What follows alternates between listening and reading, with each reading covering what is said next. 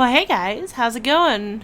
Well, I decided to jump right back into this game for the 5 o'clock stream. I was gonna, I thought about doing it for 8 o'clock, but it might be a little bit too late. And I usually like to have a lot more fun at around that time. So I'm going to do this for another hour for you guys. This is going to be part 5 of James's story. And I hope you guys enjoy.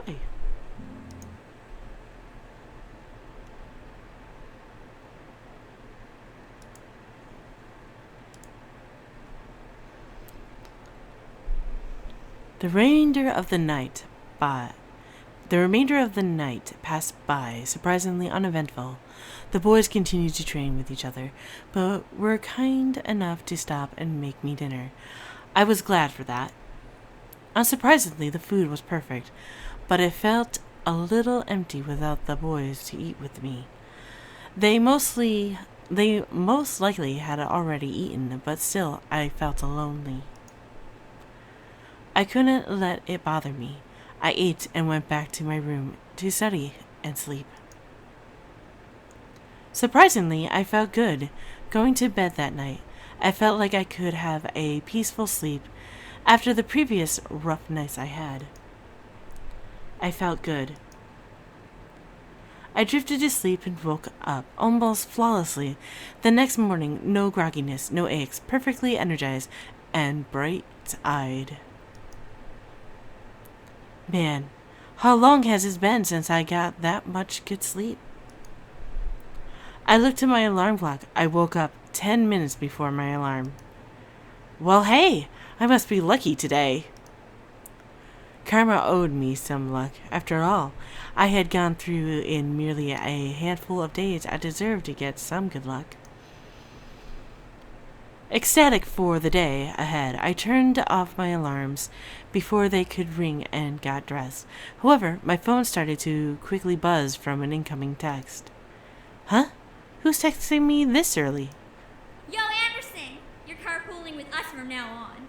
We're not letting you waste your money on a bus. Get ready and be at your gate at 7 stat. I smiled. My friends were the best. I couldn't drive yet, and I didn't have a car, so it was awesome that my friends would let me carpool. I checked the time, 6:30. Perfect. I can eat some breakfast before they come. I packed my bags and carried it downstairs towards the kitchen. As I entered the dining room, I saw a plate with eggs, toast, and bacon sitting on the table.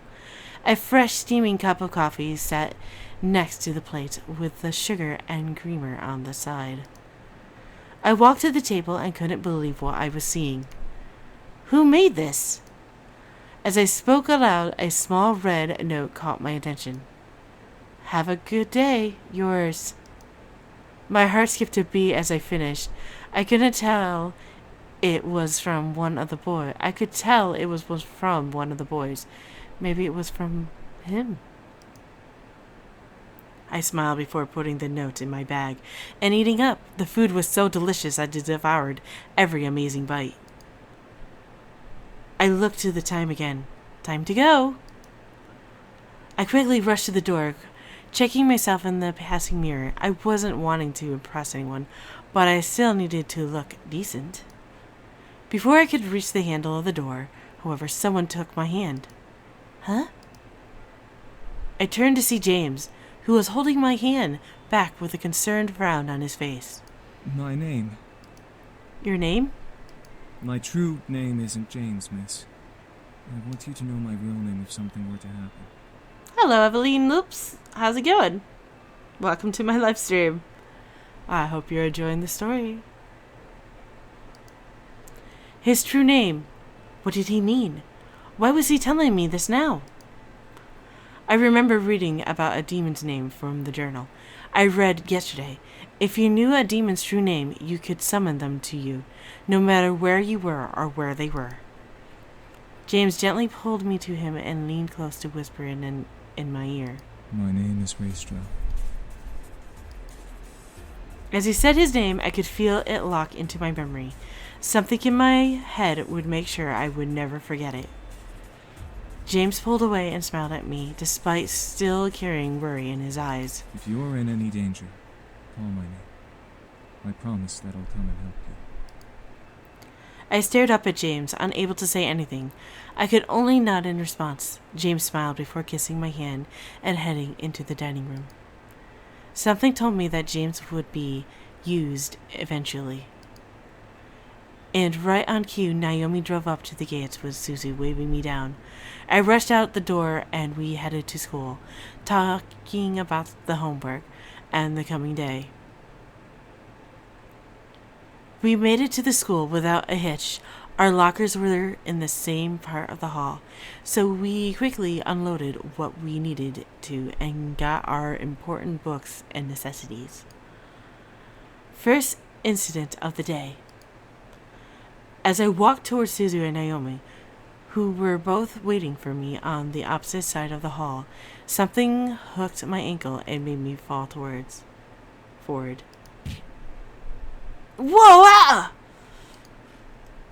Give me just a second, guys. I want to make sure I'm something. Okay. Hey, are you okay? Who did that? The three of us looked back to see Lisette and her gaggle of girls. Lisette had a look of complete innocence, while the girls around her giggled like no tomorrow. Why, you little... Suzu, don't! I felt a giant fire of anger burn in my stomach as I stared at Lisette. Today was not the only time this had happened to me.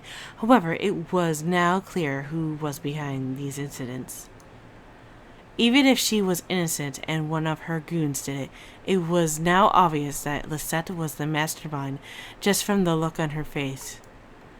She was no friend, nor would she ever be. I had to do something.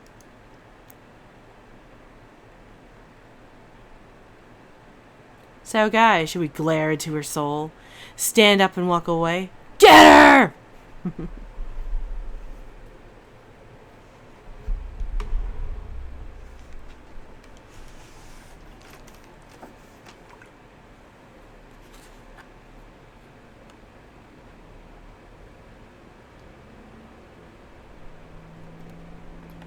It's about 90 degrees out, which makes it like 95 or 98 degrees in my apartment.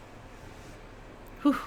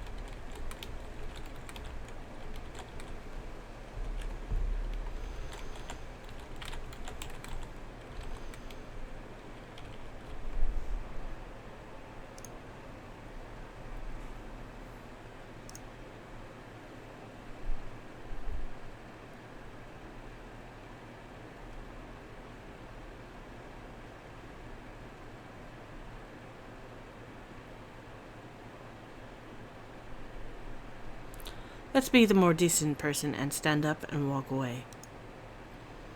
No. I wasn't going to bring myself to her level. She was a bully, but I was not going to let her get to me. I had to be stronger than her, and only then would I have beaten her. I stood up and brushed myself off, pretending nothing had happened. Anderson, you okay? That was a pretty bad fall. Yeah, I'm fine. A fall like that is nothing. I merely smiled at them, not wanting to let them know the pain rushing through my body from that fall. My arms were quaking, my shoulders were pulsing, but I remained content-faced. I quickly gathered up my belongings and nodded to my two friends. Come on, we'll be late for history. Susie and Naomi looked at each other before frowning. and nodding to me. Naomi and Suzu flanked me as we began to walk to class away from the gaggle of bullies. As we walked, I could barely see Suzu flipping the middle finger to the group behind us from the corner of my eye. Friggin' bunch of Lisette feet lickers. That's gross, Suzu. It's true. It's all OMG! Lisette is the best! Let's follow her around because we obviously don't have lives. I love Suzu. Oh, that was awesome. Oh man, that was awesome.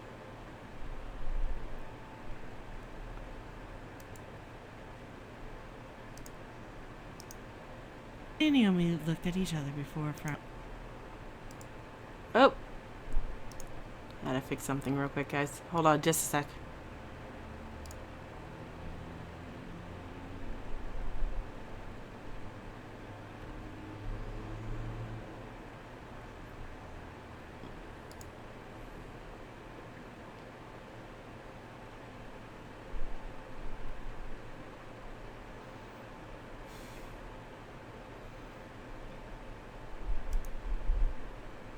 Give me 1 second, guys. Oh, where is it when I want it?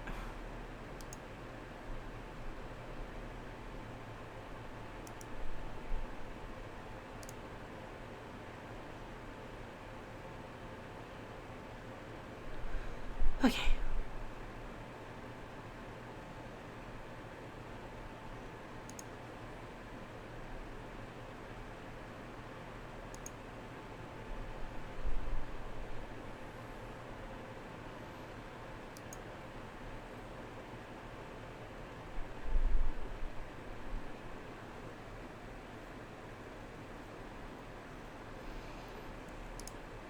Naomi and I couldn't not help but laugh. The group behind us, however, did not like Suzu's words. At least my dad doesn't screw around in the black market to keep a stupid casino running. Suzu stopped Naomi, and I stopped as well to look back at Suzu, who was completely red in anger. Suzu slowly turned ahead to the group, glaring daggers at them. Fuck did you just say? Oh, Suzu's gonna go beat some ass. She's gonna beat the stuffing out of the fluffy butts. Watch and see. I had to act fast. I placed my hand on Suzu's shoulder and gripped tightly, knowing she could try to push my hand away. Suzu, they're not worth it. Let's just go. No, I think it's about time we taught them some manners. Suzu! I looked at Lisette and her group. Lisette had a widely amused smile on her face, which irked me to no end. Nevertheless, I knew that fighting wasn't going to get us anywhere. Let's go. Hello there, Ava. Welcome to my live stream. I hope you're enjoying the show. Of the fluffy butts. I grabbed Suzu by the shoulders roughly, pulling her back to Naomi and me.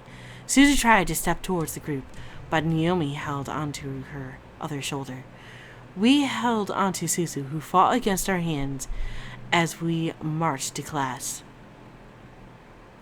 Surprisingly, the rest of the school day went off without another incident. I went to my class, had lunch, and was anxious to get home. As the bell rang the school to end, I felt my phone vibrate in my pocket. Huh? A text? From Dad? I'll be picking you up today. Make sure you're ready to go when I get there. That's kind of a surprise. I quickly headed back to my locker and got my things before waiting for Naomi and Suzu. Hey, are you ready to go? Actually, my dad's picking me up. Really? Okay, I guess that kind of makes sense. We'll drive home together next time. Tell your dad that we've got you covered from now on. Yeah. Alright. Even when I left, something didn't seem right. My dad texted me to say this. Why was he going to pick me up? Had I done something wrong? I didn't know. I waved goodbye to Naomi and Suzu before heading off to the usual spot where my dad picks me up. I took the time to listen to my music while I waited. I needed to go to another Rise of the Phoenix concert. Eventually, I had played the entire album with no one showing up. What the hey? This never late, especially not this late. Hey, House of Hound, how's it going? What is that? I have no clue. I quickly dialed my dad's number again, but as soon as I pressed call, it disconnected and read a single disconnection error message. What the? No signal error? How did I not have a signal? I double-checked my phone and saw all 5 bars for signal. He must be in a dead zone. Before I could finish, a group of hands grabbed at my hands, feet, and covered my mouth. I screamed into the hands over my mouth, struggling to pull away from the hands grabbing at my limbs. I felt disgusting and scary, feeling their hands on me. I needed it to stop. Oh man, they're grabbing my fluffy ass. They're grabbing my fluffy ass. Tell them to stop it. Not the fluff. Not the fluff. Anything but the fluff. Not the fluff, man. Not the fluff. Hey! Don't dirty up Melix's prey. The voice, which sent a fearful shiver down my spine, whispered into my ear. You're coming with me, Miss Anderson. I couldn't fathom what was happening, but before I knew it, I was blindfolded and my limbs were quickly tied up. I felt myself being carried somewhere and was shoved into something that echoed the interior of a bus or a van. The doors closed and off I was taken, unsure of where I was going and why. All I knew was that I was in trouble. All I saw was darkness. I felt numb as I was taken to a place I didn't know of. I couldn't even move my lips to scream. Sounds zipped past my ears, first of the interior of a car, then the outside, then an echoey space which whispers the crackles of people vibrating through it. However, the wrap around my eyes was eventually removed from my face and my bonds were cut. It took a while for my eyes to adjust, but I found myself in a warehouse, surrounded by devils, including Malik, who was smirking at me. Hello there, Octavio Rodriguez. How are you doing? You're enjoying the stream. Nicely done! I'm sure those little shits will come running to find you when they realize you didn't return to your precious little mansion. They'll search everywhere for you. Malik walked over and set the barrel of his gun against the skin between my eyes. It'll be so funny when they find your dead body instead. It's okay, great kids, but welcome anyway. Welcome to my stream. And of course, we're going to call upon our demon lover. Restero! All of a sudden, a bright purple light engulfed the room, causing the devils around me to cover themselves. What the? Gusts of wind rushed past me, almost forcing me back. I covered my face with my arms. Bracing myself and standing my ground, I tried to peek through my arms to see what was going on, but the light continued to shine brightly. As the gust slowly started to die, the light began to fade, revealing James, pointing a strange golden gun behind Malik's head. James! Whew! Badass James to the rescue. It's all right then. I'm here. Malik stared wide-eyed behind him, unsure of what to do. He had no time to react in case James pulled the trigger. He was stuck, feeling the presence of James's golden gun that was ready to lodge a bullet into his skull. Well, it seems like I finally have your cooperation, Alex. It took long enough. You piece of demon shit! I could shoot you right now. And what's stopping me from shooting you first? If you so much as flinch, I will pull this trigger and end you once and for all. The remaining devils stared, trying to figure out what to do. Help Malik or watch in silence. Iris, however, walked up beside me and crossed her arms as she watched, with an amused smirk on her face. Malik growled, obviously annoyed at the predicament he was in. He could no longer touch the fluffy ass. That's why he's mad. What is stopping you, pretty boy? Just me wanting to do this. With no hesitation, James quickly moved his gun and shot both of Malik's hands. The gun dropped from Malik's shot hand onto the ground as he knelt over in pain, holding his hands in his chest. You son of a bitch! Before Malik could finish the sentence, James aimed the gun once again at Malik's head, causing the devil to stop talking once again. I didn't say you could speak. Do you want me to shoot you in the throat?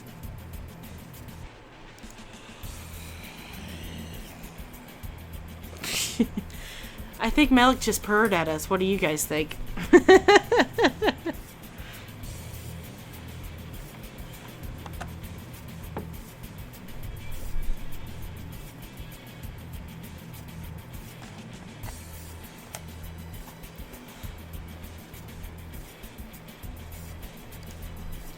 I stared at James in shock.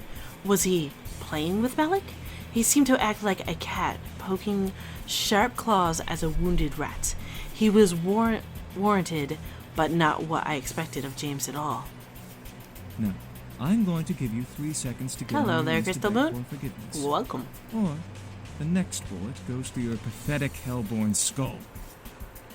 Yep, I noticed that the thing went up, but I'm still not getting a notification from Steam Warrior, their House of Hounds. It's not like doing anything. You guys are gonna see this for a minute. Hold on a minute.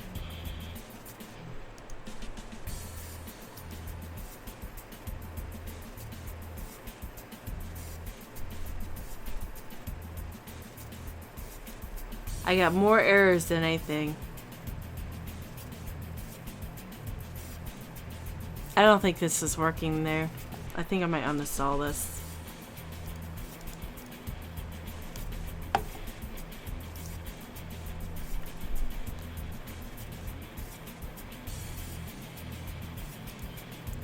Malik hesitated, but eventually ended up on his knees. However, as he settled onto the ground, Malik wrapped his arms around James's leg and dug his teeth into it. Oh, great. Malik turned into like a zombie sort of demon. I gasped, but remained still as I watched James aim and fire shoot into Malik. Back. Malik released James's leg in shock, trembling at the newfound pain. However, for some reason, Malik didn't fall over and die. He remained still, staring ahead of himself in pure shock and pain. I could only watch in silence as James lifted his leg out of Malik's embrace and kicked Malik to his side. Yeah, you're seeing like a Steam Warrior there, guys, just a second ago. You're gonna probably get this about 30 seconds later. But that right there is what I use to try to get notification from you guys when you do subscribe, because I see that we have gone up again. The only thing that I'm getting, or I'm having a problem with right now, is that it's not going through. The notifications won't let me know who's subscribed, and I don't know if people are on private mode. I'm using XSplit, but it should work. It should be like everything all set, but it does not. It's not working the way I want it to. Disobedient until the very end, huh? The air instantly went from frantic to still in energy. What could have been described in tone as a color red quickly turned into a deadly mix of purple and gold as everything began to blend together all at once. I stared at James, seemed to grow more menacing towards Malik. However, he quickly looked at me with a face of concern. Please, forgive me for this. I grew confused, but wasn't allowed to think on it as James looked back down at Malik once again.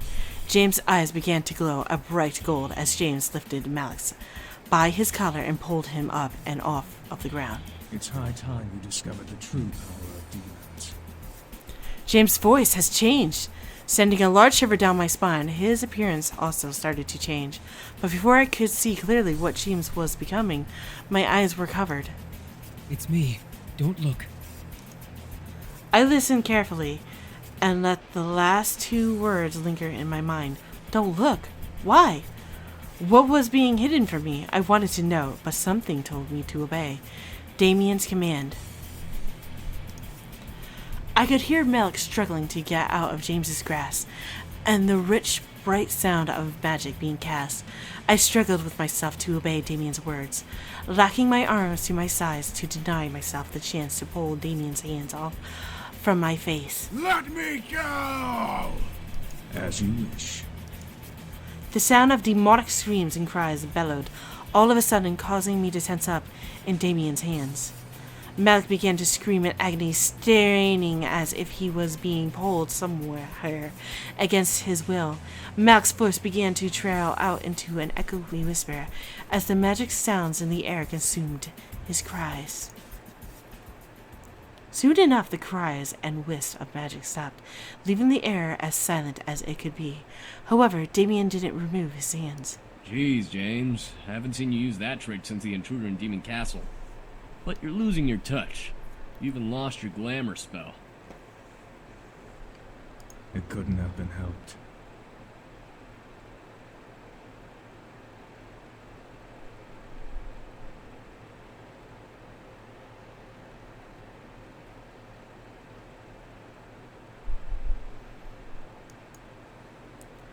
Glamour spell? What did he mean? What did James sound so different? Why was this being hidden from me? It's a spell that makes us look human. I froze. Look human? They didn't look like humans after all. What did they look like? Like demons. As if Matthew knew what Damien was talking about, Matthew spoke up, followed by the sound of a cork popping out of a bottle. Well, not for much longer. Here.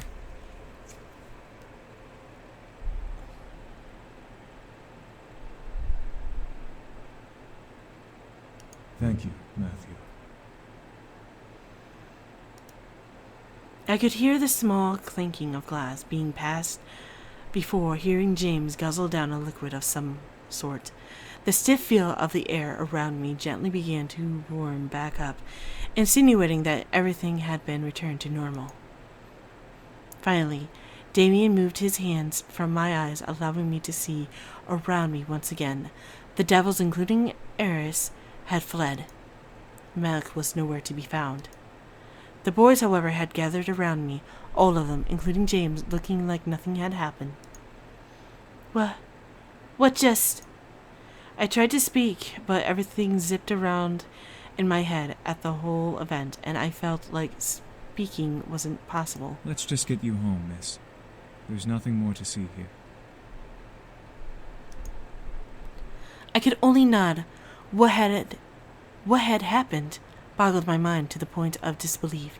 I was second-guessing everything, lost in a sea of what and how and when. As we walked out of the warehouse, I looked to James for some form of sign that I wasn't dreaming. James kept his eyes forward, unable to look at me. It was over. Melik's was gone, and the boys were finally safe. A wave of relief ran through my body, and the thoughts of never having to deal with that group again. At the same time, a pang of realization hit the back of my mind. The boys were only going to stay until after Melik was defeated. That was our deal. As we approached home, I could feel something heavy weigh down my heart.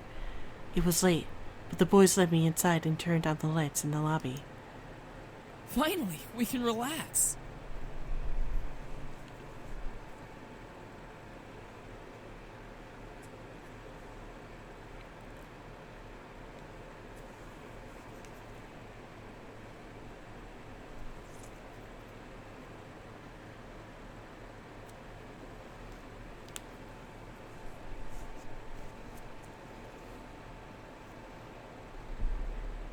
It will be good to have some rest without devils breathing down our necks. I'm just tired. Can I hit the hay early? I think some sleep would be good for all of us.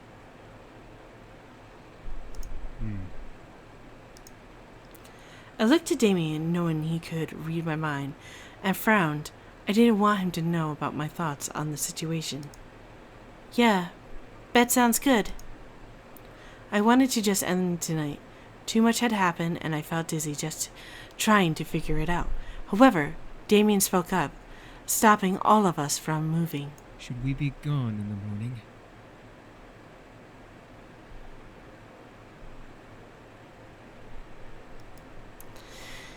The air became still with tension.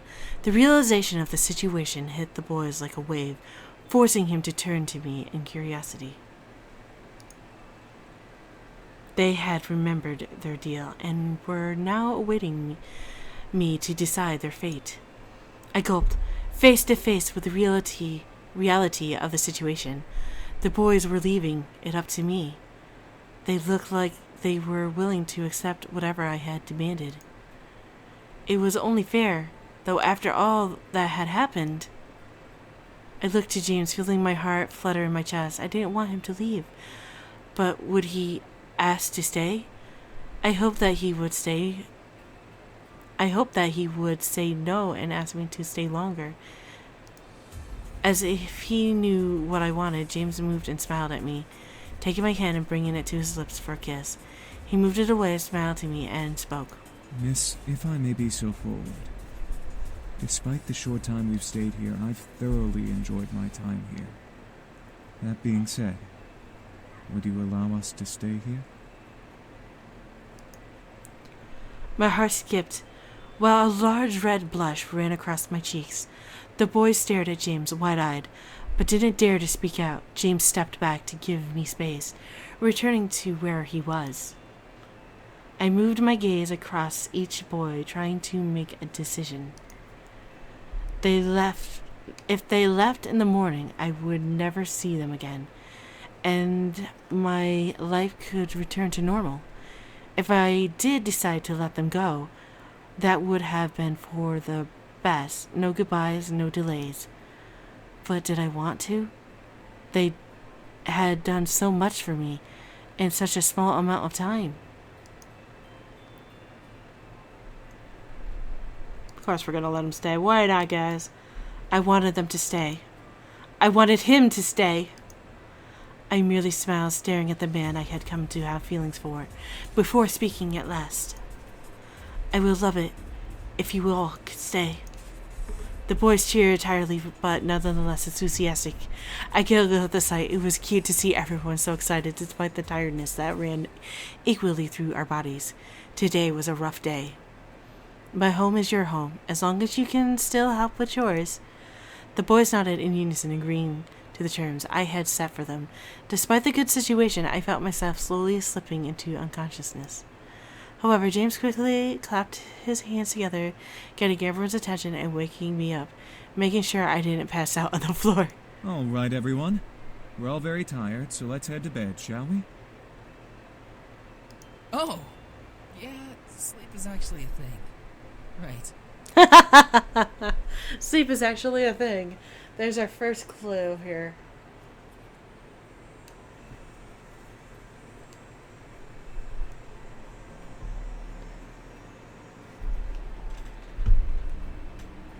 Ugh.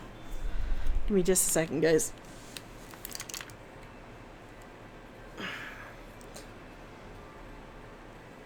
I'm just putting up my hair, that's all.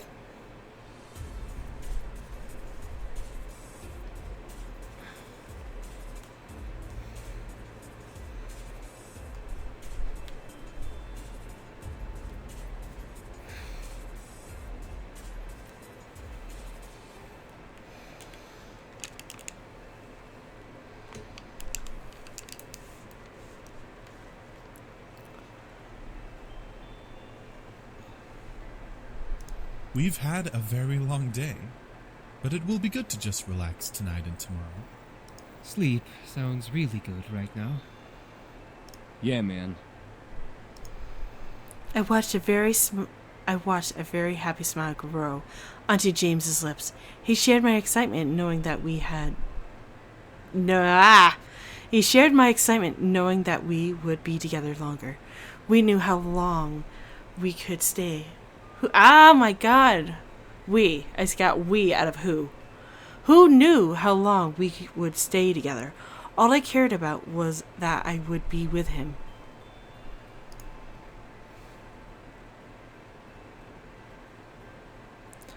The others quickly left to finally rest, leaving me and James alone at last. My heart fluttered a bit as James walked closer to me, gently wrapping his arms around my form. I placed my hands onto his shoulders, leaning close. You are an absolutely wonderful woman. I'm so happy that you let us stay here. I'm happy too, James. You may touch this fluffy butt all you want. It's yours! I stared up into his eyes, getting lost in them. I didn't know if it was the tiredness or my growing attachment to him, but I felt myself leaning to James's body. It invited me to stay a while, making me forget that my bed was also calling for me. Listen, about what happened at the warehouse. No, it's fine. You did what you had to do. I understand. I had to squeeze the fluffiness of my booty. I had accepted everything well in James's warmth. He was real, and he was someone I didn't want to be without, even if that meant nodding against my curiosity. Besides, I was too tired to explore that memory further.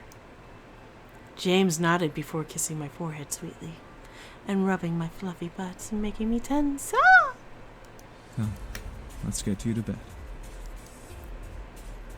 I nodded before James gently lifted me up into his arms like a bride and carried me into my room.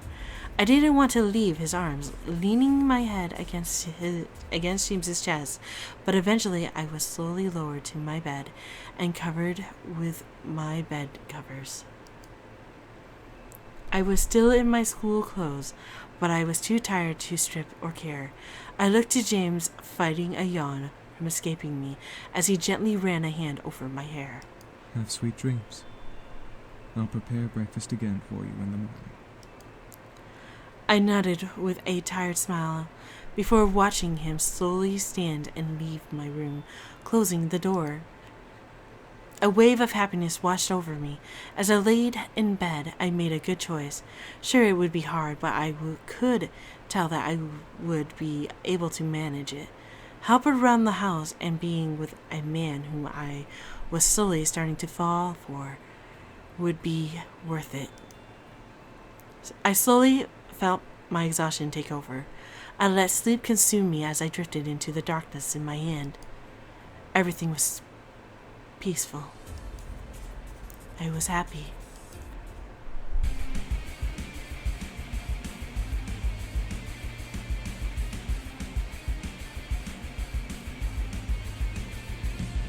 Oh my. You are an interesting creature.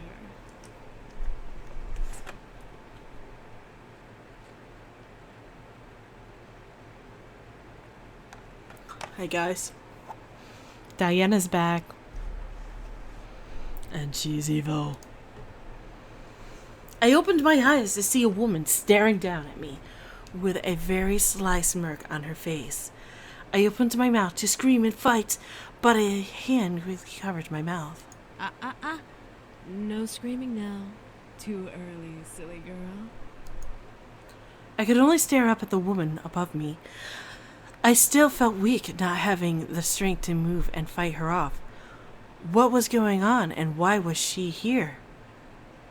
Why do the boys like you?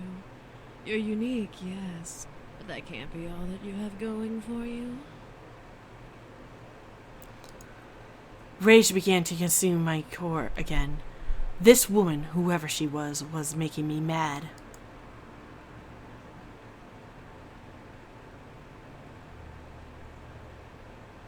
She must have known, as she let another smirk grow on her face. Ooh, you're feisty. That could be why. Before I could bite her hand in anger, she removed her hand from my lips, standing up and staring down at me from her place next to my bed. I quickly sat up, glared daggers at the intruder. She was very beautiful, but I felt more anger than amazement. Who the hell are you, and why are you in my room? The woman began to laugh, making the rage inside me increase. I wanted to punch her, but I waited for her to answer. How silly of me. I forgot that we demons are not well known of in your world. You can call me Diana, little human. I'm just looking at the live stream going on, and then I'm looking back at this one, and I'm like, I think her boobs increased or pumped up. Because in that picture before, I felt like they were deflated.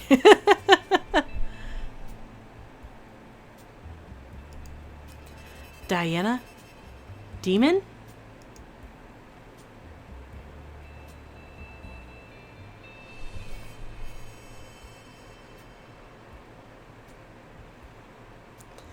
You're a demon? I am, but I'm much more than just an average demon. As she stares at my fluffy butt with desire and malice. What do you mean? Silly girl. I'm a succubus. And she's gonna suck the fluff right out of my ass.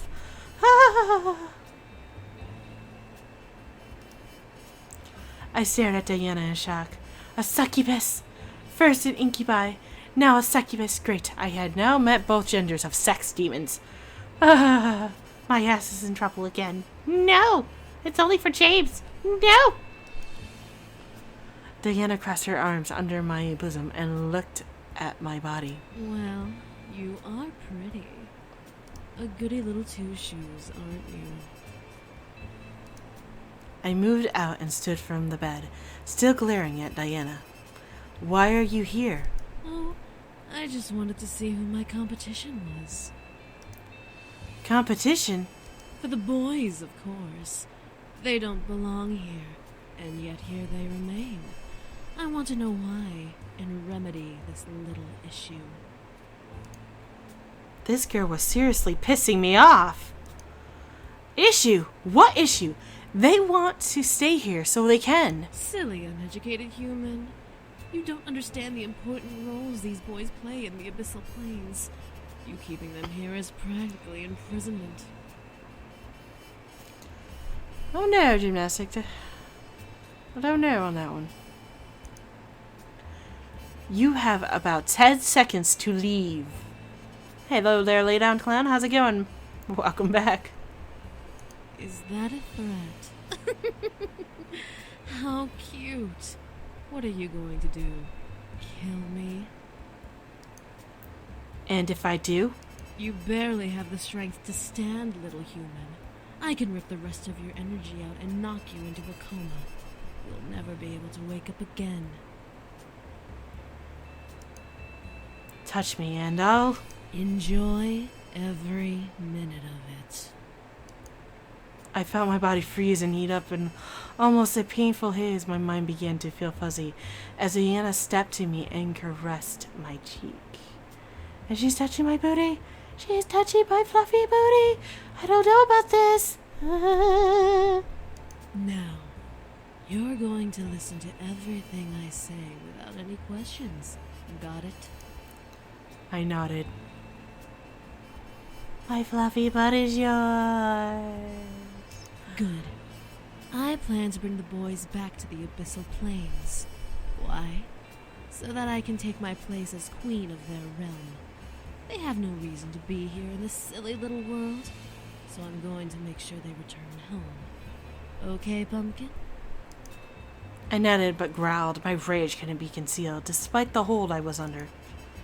You evil bitch! Call me evil all you want, dearie. I'm not evil.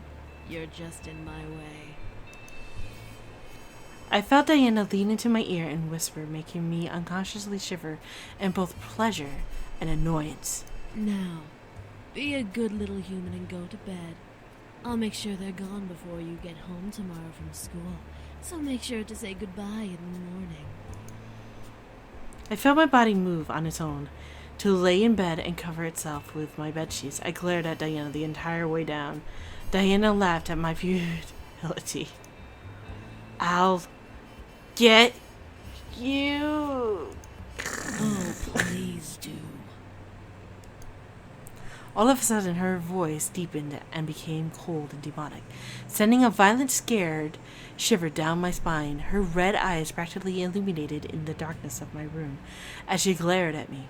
Give me a reason to make your life a living hell. I gritted my teeth, trying to fight back against the hold on me. She couldn't have been that tough. She needed energy to survive, right? I was sure she couldn't have had enough to hold me down forever. Diana then laughed and returned to normal. Oh, and make sure you don't tell the boys I was here. I want my visit to be a surprise.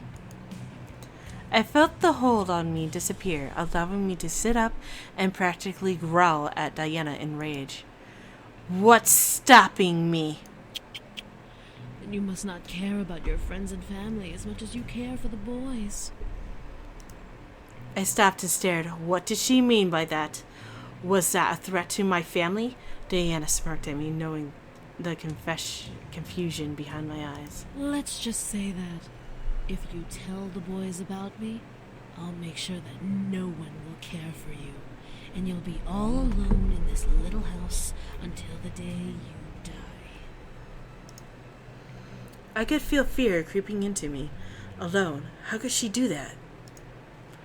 The world demon reverberated in my head, reminding me that I was facing off against something supernatural. A human with a shield versus a devil was one thing. A human on her own versus a demon was another.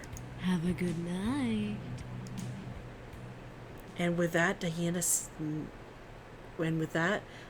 sank into the floor through a magical purple pentagram, which disappeared on her head, vanished into the floor. I couldn't believe it. I had one problem, and now I had another. Instead of a crazy psycho devil who wanted to kill me and the boys, I had a succubus wanting to ruin my life and take the boys away. Could my life get any worse? No, I wasn't going to let her win. She's not as powerful as she looks, I know it. I had to mentally confirm it. She wasn't going to win. The boys wanted to stay with me. I let out a sigh before closing my eyes, affirming my plan of action. No matter what she was going to do, I was going to beat her. Eventually the morning arrived and the sun screamed at me to get up. Surprisingly, I woke up before my alarm clock once again, which was nice. I stretched out and quickly got dressed, getting ready for school. She expects me to say goodbye to the boys. I will say good morning, and will she then see them when I come back? No way am I going to say goodbye. I skipped up my bag and headed downstairs to the dining room, seeing the boys already eating a delicious selection of food. The smell made my stomach growl. I wildly at the sight of food drew me to walk further into the room. Good morning, miss. Did you sleep well? Before I could lie, hiding the incident in the back of my mind, Damien furrowed his eyebrows and stopped eating. She's here.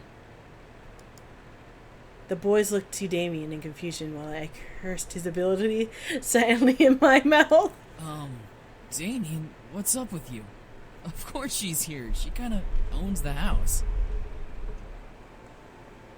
You want me to choose not to tell them? Why? Damien looked at me, wanting me to explain for him. However, the threats that Diana gave me last night warned me to keep my mouth shut.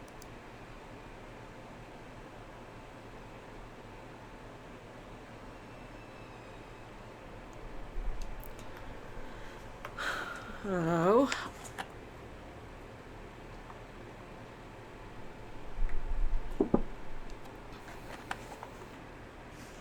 Oh.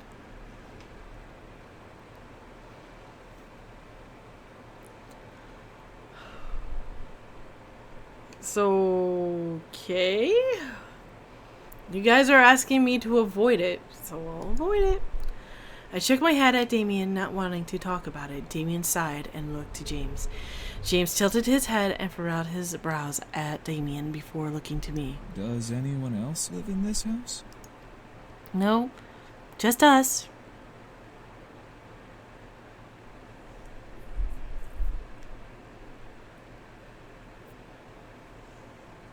Then who is Diana? My heart stopped. Damien was still able to read my mind. I couldn't help but glare at him, but he continued to press a hard tell-the-truth gaze at me. Oh, shit. I sighed. Damien was going to press the issue, so I had no choice but to speak. A girl named Diana came by last night. Diana? Is she important? Did she try to hurt you? She's a succubus. The single word made the boys stop and stare at me. I looked at each boy, unsure of what was going through their minds. Should I have avoided it? So, she's come to try and bring us back. She must really be desperate. Well, what should we do now? Nothing. She'll give up eventually. Will she?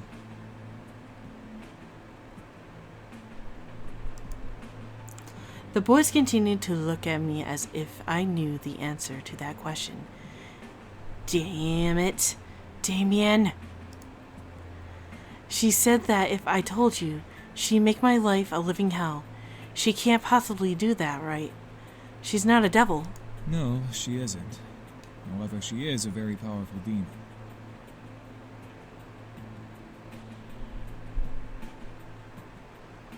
She's a master of mind manipulation and has been trained in illusion. Unlike other demons who use strength to get power, she uses her charisma. She has the power to make armies bow to her and obey her every whim. That's why she's so obsessed with us. Obsessive much, Diana? Obsessive? It was something about them, right? Something about them. What? What do you mean? Well, she sort of has family ties to us. She was promised to marry one of us in exchange for more power.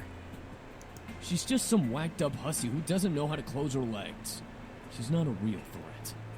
Oh, really? I feel insulted. The boys and I looked around the room, wondering where the voice came from. I felt cold sweat run down the back of my neck in fear, remembering what kind of powers she had. At last, we saw Diana by the entrance of the kitchen, juggling a single red apple in her hand as she leaned against the archway. The boys quickly surrounded me, glaring at the intruder. So, you took up a human name as well. Beautiful name, isn't it? Well, for a human name, anyway. What the hell do you want?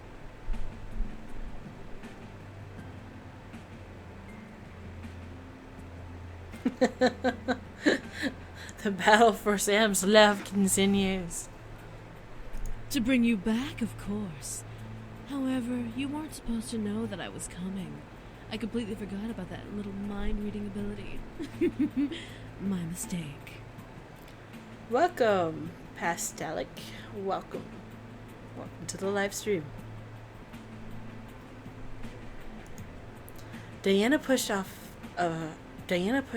from the archway and walked towards us, making the boys step closer to me in a protective circle. Diana laughed. My, my. What has the world come to? A group of demons protecting a human girl? I'll tell you right now, she's not that pretty. And from what I can tell, she's still a virgin. My face grew red in complete anger and embarrassment. How dare she? Okay, I'm sorry, guys. But I want to say, oh hell no. I stepped up, gently pushing the boys away to be face to face with Diana. I was furious, and she was about to feel my wrath. You are in my house. You are an intruder. You have no power here. Oh, really? Do I have to remind... Oh, shit. Well, we'll sit here.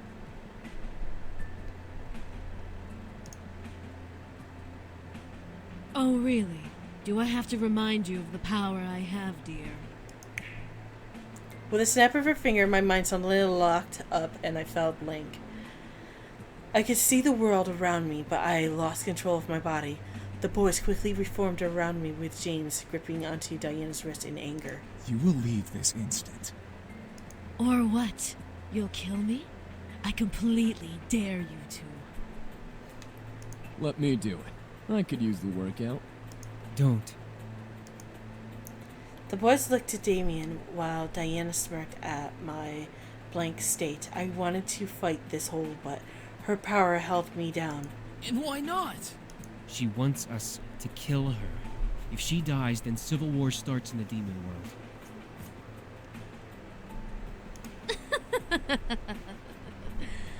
Very good, sweetie.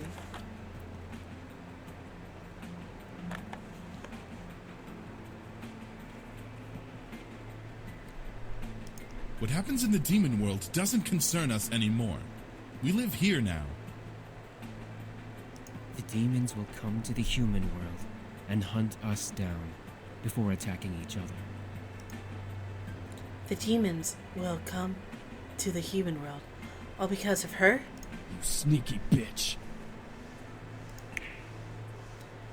With another snap of Diana's finger, I was released from her hold, almost buckling to my knees. Well, will you all change your minds? I assure you, it's for the greater good. I expected the boys to say no. What I heard was a complete silence. None of the boys replied to Diana, which made me both nervous and fearful as to why. Diana leaned her head back a bit, surprised for a different reason. No. Well, I see. Was silence truly them saying no to her? I looked around at the boys and saw the disobedience in their eyes, giving me my answer. I felt my heart flutter, especially when my eyes landed on James. He kept close to me, glaring daggers into Diana. I could feel that he was completely adamant in his choices to stay. I don't know what, but I was incredibly happy to know he wanted to stay. Diana sighed and pressed a finger into her temple, rubbing it gently. Either all of you are playing a very convincing hard-to-get game, or you all must be out of your minds.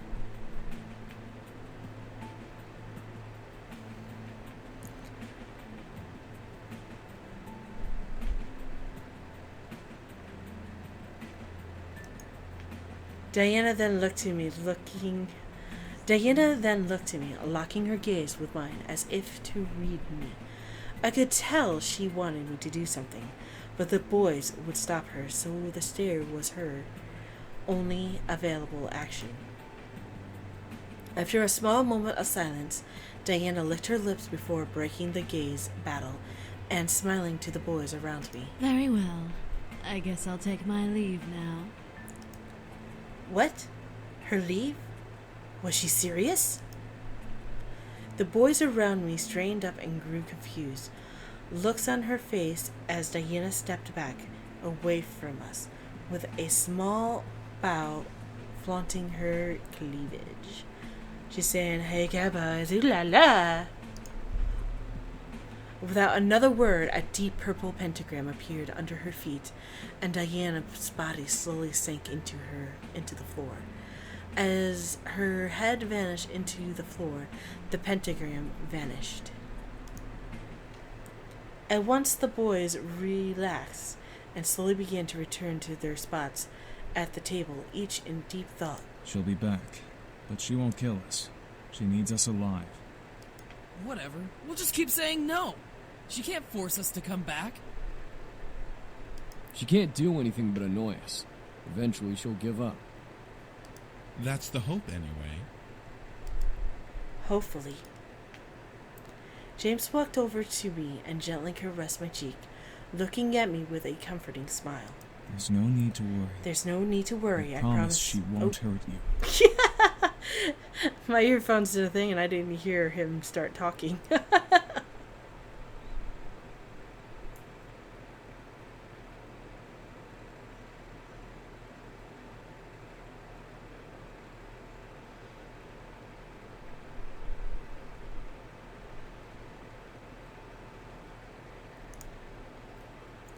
I nodded, feeling that he was telling the truth, or at least hopeful and comforting thoughts. James kissed my forehead, however, making me blush and forget what I was thinking about.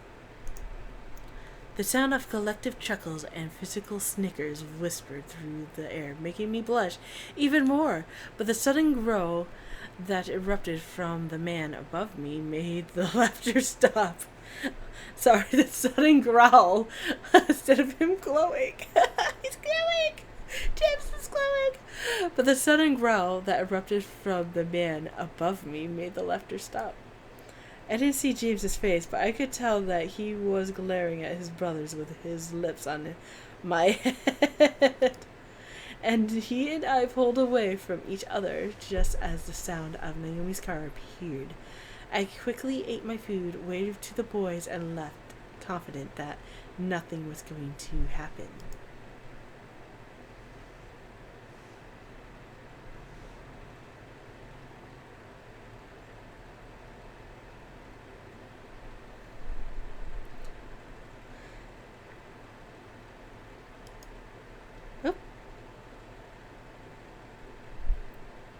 Never ever say that nothing will ever happen before the day is over. I avoided talking about the ride back home yesterday, saying that the ride was a one-time thing. I'll be riding with you guys from now on to and from school. The girls seemed very happy. We entered the school quickly, gathered our things from our locker, and headed to class. There were no events to our surprise. However, history wasn't exactly fun, but our teacher was great. At least he would have been great if he was in class that day. Naomi and Suzu took their seats around me. Suzu in front of me, Naomi beside me before the class bell rang. And the class was greeted by the dean. Students, you'll be having a substitute for class today. Everyone meet Miss Diana. My heart stopped at the door. The dean was Diana, looking over the students and smirking as her eyes landed on me. She strutted to the teacher's desk, ignoring or welcoming the whispers from the other students before sitting on the wood and crossing her legs. Thank you, Dean. You can go now. With a wave of Diana's hand, the dean left the classroom, closed the door, and left the area. Diana smiled at us, making my stomach turn. What was she going to do? So, history. History. Such a silly thing, isn't it? I mean, what do we care about the past? We're in the present. The rest of the class, including Naomi and Suzu, hesitantly nodded in agreement, unsure about this new teacher, but willing to listen to more of what she had to say. The present is so full of wonderful things. While the labors of the past are the reason we have many things, it is our chance and privilege to utilize what has been given to us. Her charm was almost infectious. The class was practically starting to eat out of her hand. I looked around to see classmates grinning and agreeing with Diana. I pressed my lips together as I listened further. I had no choice. What's even funnier about human beings is that some of the bits of history we hear as either made up or completely biased to one side. It's like a story you read as a child. You hear of the princess and the prince, and they live happily ever after. But what about the family she left behind? What of her friends? The students listened and agreed intensely to her words. I could tell, however, that these words were all targeted at me. The original story of The Little Mermaid, a perfect example of biased opinion. Here we have a girl who thinks she can be with this prince, but this prince has to marry a princess. I saw that, Pastelic. Pastelic has said, I thought Sam said Diana couldn't keep her legs closed. Looks like Sam was wrong, and this is probably when she's sitting on the desk and closing her legs right there. I got that reference. I got it.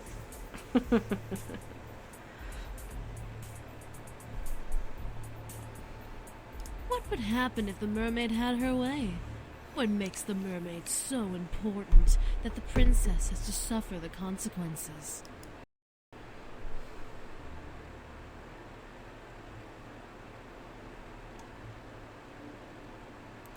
So we're going to say it doesn't matter what happens to the princess. The rest of the class turned their heads to me. Naomi and Susie looked at me with equally surprised looks. I kept my eyes to Diana. If I was the mermaid, I was going to let the princess take my prince away. Diana stared at me before smiling and turning her body to fully face me. Oh? And why does it not matter? The story isn't about the princess. The story is about the mermaid and the prince. But that is exactly my point. While the story talks about the mermaid and the prince's romance, we don't see the problems of the kingdom the prince rules. While we are all fixated with this love story, we ignore the fact the kingdom would fall apart without the marriage between the prince and princess. She kept her eyes to me as she spoke. I knew she wanted to make her words stick in my mind, but I didn't listen. It was one thing to be fictional story. It was another to try and ruin someone's life for selfishness. Diana chuckled and looked back to the class. Well, luckily in the real story of The Little Mermaid, the mermaid knows that what she was doing was wrong, and she threw herself into the ocean, turning into sea foam. Some of the students that surrounded me mumbled in surprise, obviously not knowing the real story. However, Diana was wrong once again. That's not true. Once again, the class looked to me, and Diana's face faced me with another smile. Not true. How so? The trade-off for becoming human was marrying the prince or turning into sea foam. However, she was also given the choice to kill the prince and turn back into a mermaid. The mermaid didn't because she loved him and sacrificed herself for that love. That is a story worth telling. Not some princess getting her way, but of a tragedy that had befallen on a girl who only wanted love. The class applauded me, with Suzu giving me her usual punch to the shoulder, and Naomi smiling at my logic. Diana, however, finally grew an almost angered face at me. Uh-oh. Interesting. So what you are saying is that the princess should be given no mind. The story is not about the princess. The story is about the mermaid, and the story is about the mermaid, and the mermaid should have gotten her prince. Even at the risk of a kingdom falling apart? Even if the entire world fell apart around them, duty does not overrule love, and the princess needs to realize this. The applause that followed that intensified with the whoops and hollers. I felt a wave of confidence roll through my body. Diana wasn't going to win. I wasn't going to let her. Diana then stopped and looked to the clock on the wall, reading it quickly.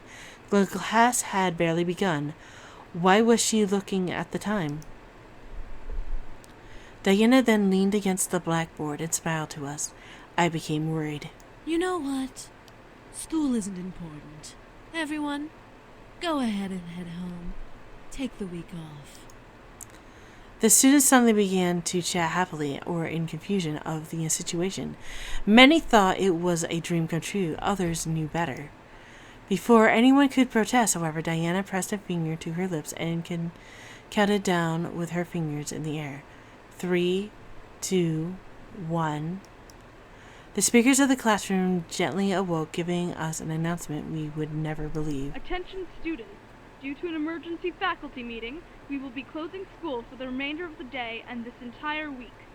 Please leave the school quickly and quietly and have a good rest of the week. She used her powers on them. Damn it, I felt the need to stop her, but how could I stop a demon in the middle of a public area? Diana smiled before gesturing to the door. Have a nice week off. School will resume next week. Many of the students filed out, chatting to each other about new important plans. Susan was beyond happy, but Naomi was hesitant.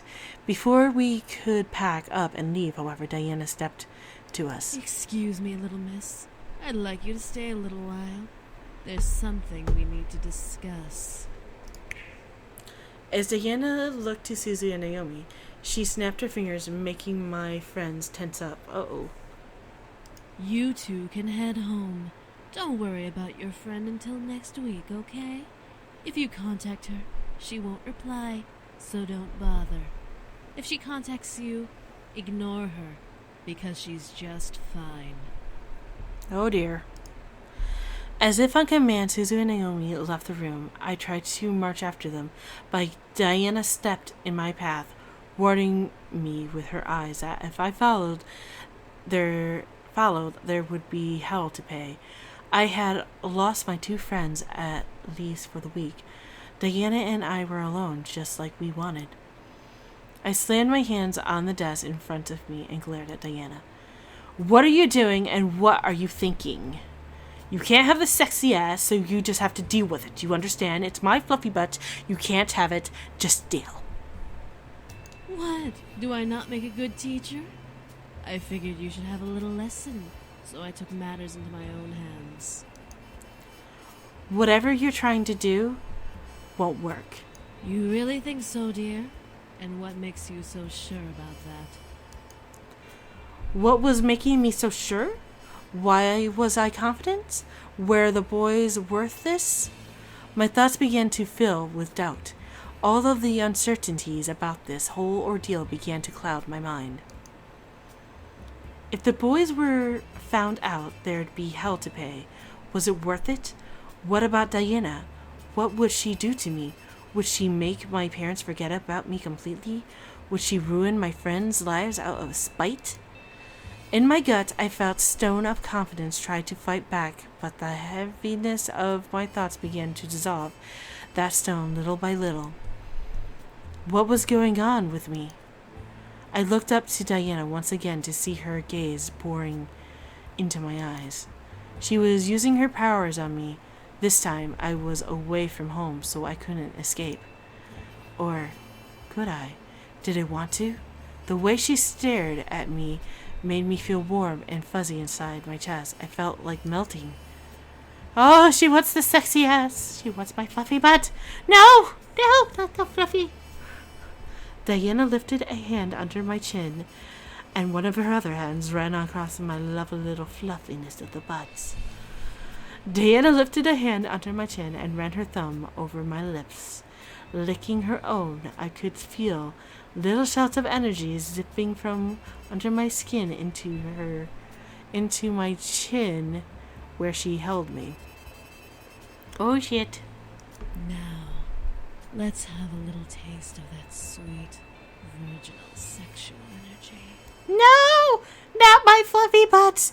No! Not the fluffiness! I watched as she leaned in, ready to kiss me and take my energy.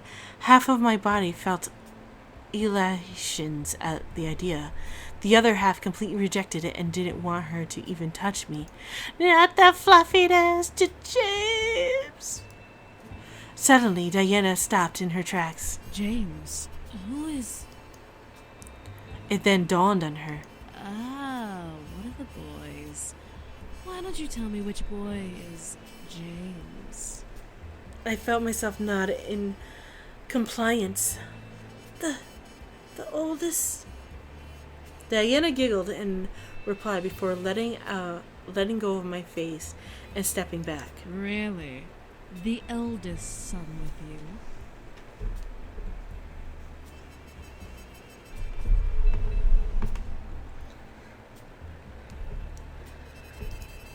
I nodded once again, but this time it was partly my own decision to reply.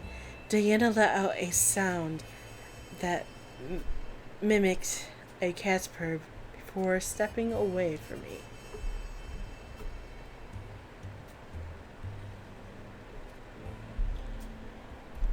All right, then. Well, if it's the eldest son you're infatuated with, you should really rethink your romantic options.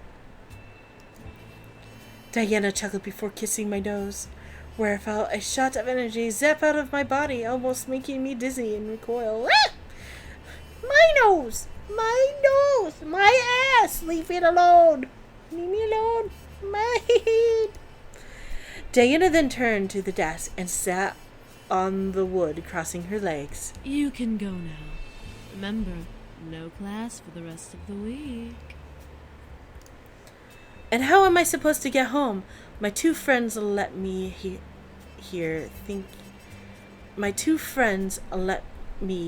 thanks to you. Left me here thanks to you. I don't know why, but I couldn't see the F. Oh, were they your ride?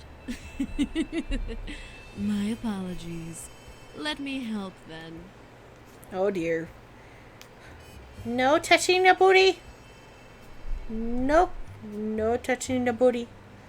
You can't touch the fluff. The fluff is not for touching. It has to stay intact. Diana then lifted her hand and snapped her fingers. I suddenly felt the floor sink from underneath me, forcing me into a look down. A purple pentagram surrounded my feet, pulling me into the ground. Whoa, whoa! Before I could fight, however, I sank fully into the floor, fading into the darkness and shutting my eyes. As I opened them, I felt my silk sheets around me, soothing my anxiety from the darkness that had previously surrounded me. What the? Why did Diana bring me home? Was this an illusion? Was I being tricked? Something was going on. I sat up in bed, looking around me. I was indeed in my room. There was no mistake about what. There was no mistake about that. Why? Diana is too strange. Was this a game? Was this part of her plan? To get the boys back, I was lost and confused even more than ever. Despite my logical thoughts, trying to piece the puzzles that is Diana together, the more I tried to solve her, the less I understood about the situation I was in. I was interrupted, however, by my door suddenly opening, revealing the boys with Damien's hand on the doorknob. Miss, what are you doing here? Oh, you know, just having a ball, hanging out, and keeping my fluffy butt intact. Aren't you supposed to be in school? I furrowed my eyebrows and stared at Damien, asking him to answer their questions through my thoughts. Diana sent her back here. She invaded her school and sent all the students back home. What is that bitch up to? Seriously! Diana's playing around for no reason.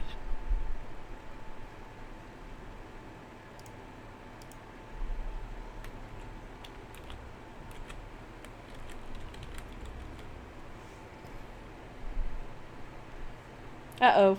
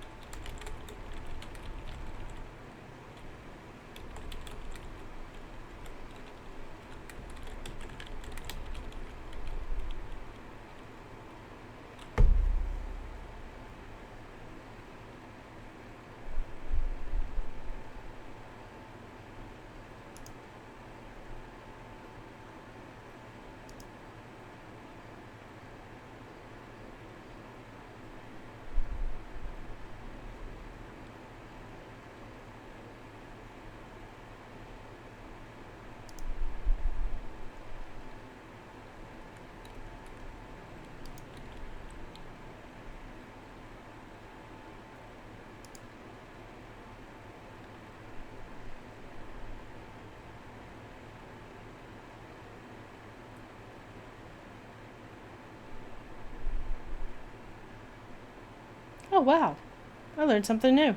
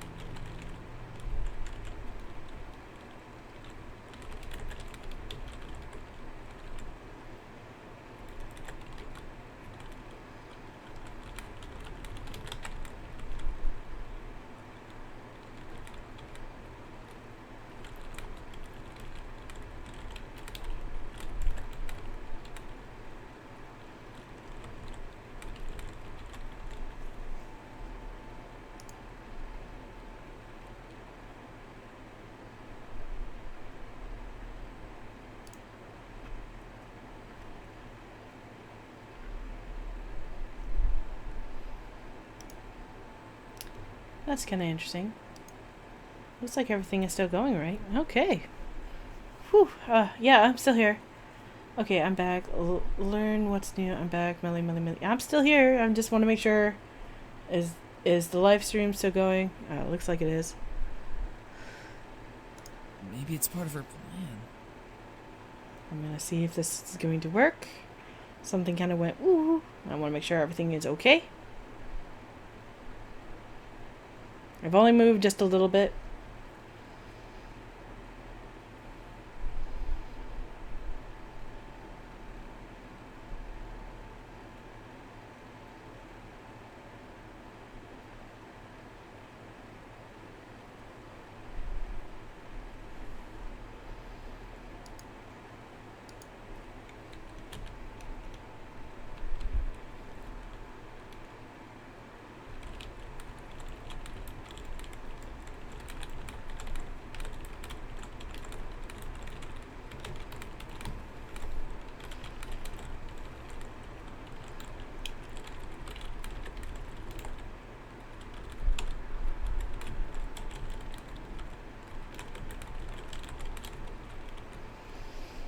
So you guys are gonna get the message first, but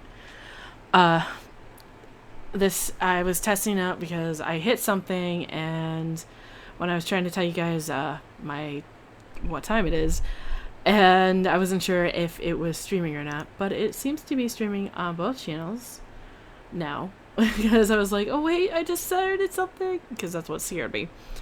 But anyway, let's get back into the game. The boys continued to argue back and forth about Diana, fueling an almost jealous curiosity in me.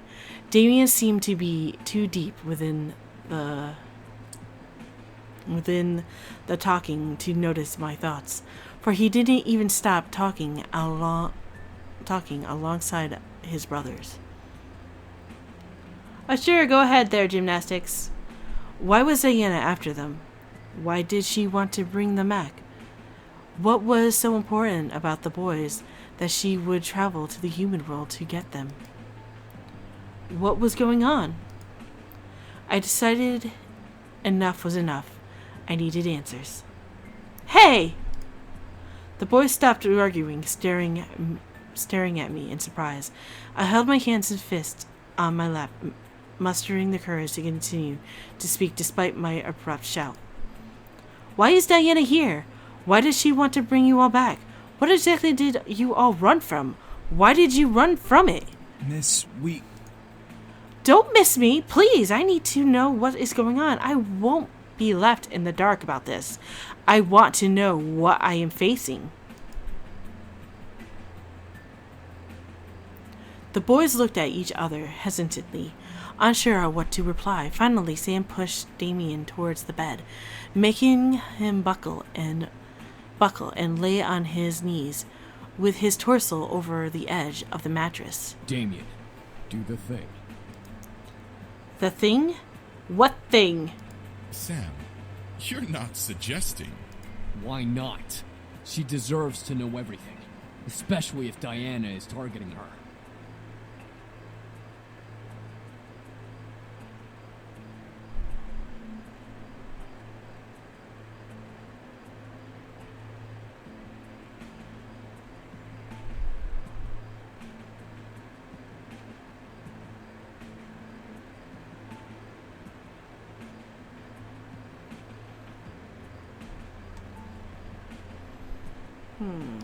I'm seeing something pop up like saying drop frames.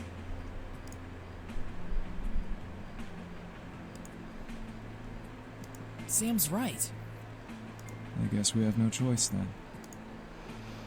I was getting confused. What was Damien about to do?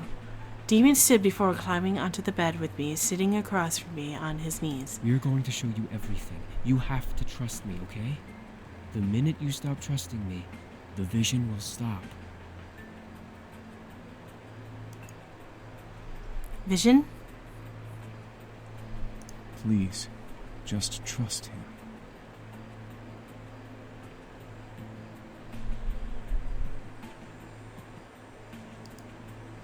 I looked at James, unsure of what was going on, but I nodded.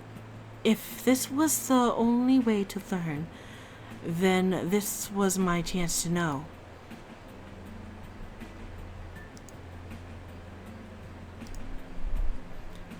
Within seconds, my vision went black once again. I was unsure of what Damien was doing, but soon shapes and textures slowly began to appear around me.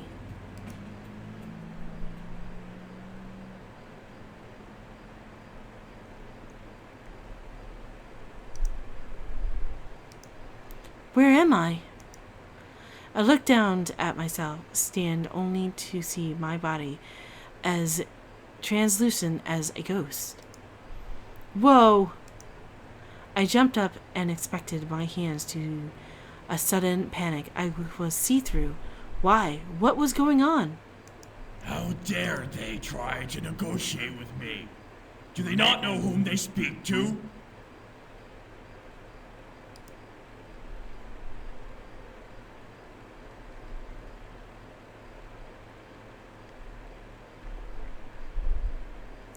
Gymnastic, MSP, what I do for basically when I sub to somebody is I check out their content. If I like their content, I subscribe.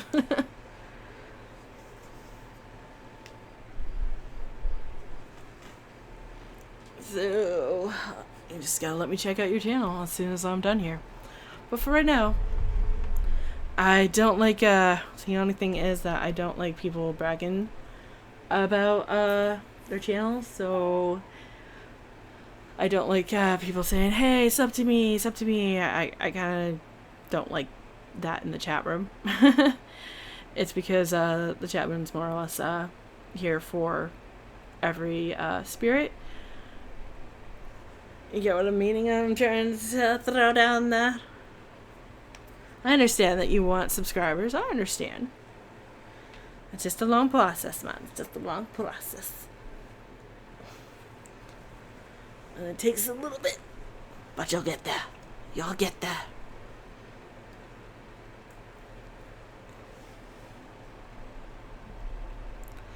How dare they try to negotiate with me? Oh, yeah.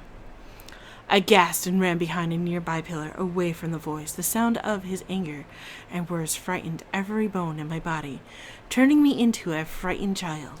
My lord, please calm yourself. Calm? You're merely testing my resolve. I have more than half of a mind to send my greatest armies to take what should be mine. Okay, hang on a minute, guys. They are mere insects in the way of my kingdom's expansion.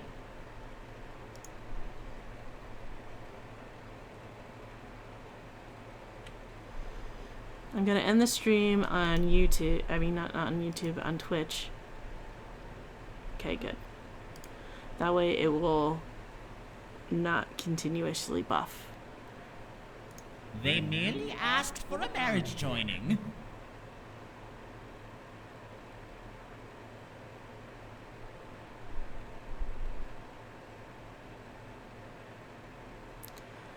Hon, I didn't think I was ever gonna get to 794, but it's really, it's not that. It's not a good way to start out.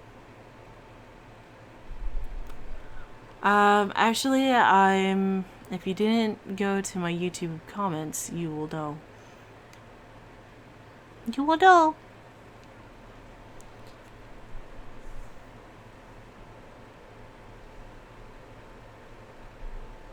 So I'm to bow to them and share my land that I have so rightfully conquered?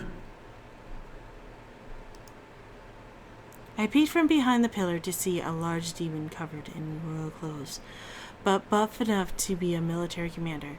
His rage practically emanated from his body as he growled at his servant. They are willing to give their land to you, sire. All they ask is for one of your sons to marry their daughter, whom I might add is as beautiful as can be.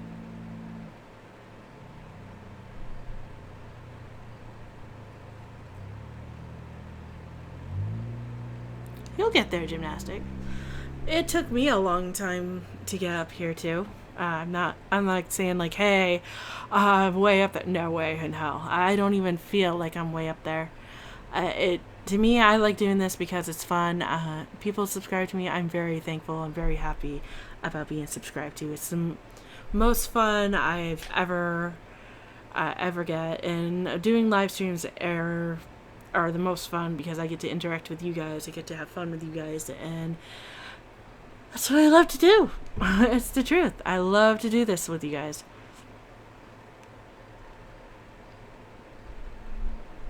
This is ridiculous! To suggest that I need their approval to take their land is beyond insanity. What makes them think I care about their precious daughter? Did I mention that she is a prodigy of her kind, sire? A prodigy? Yes, my lord. This succubus is a master of her skills in magic and mind manipulation. She is said to sway armies That's okay if with you're a snap of her fingers, despite being as young as she is. It's okay if you're shy there, great kids. I'm a little shy too. I don't use the camera because of it. It's because you have to think about the lighting, you have to think about everything, and my apartment is way too hot for lighting because it makes it more hot than anything else. I would have to move out of my apartment to have a nice, cool place and feel 100% confident, but I don't feel 100% confident behind the camera.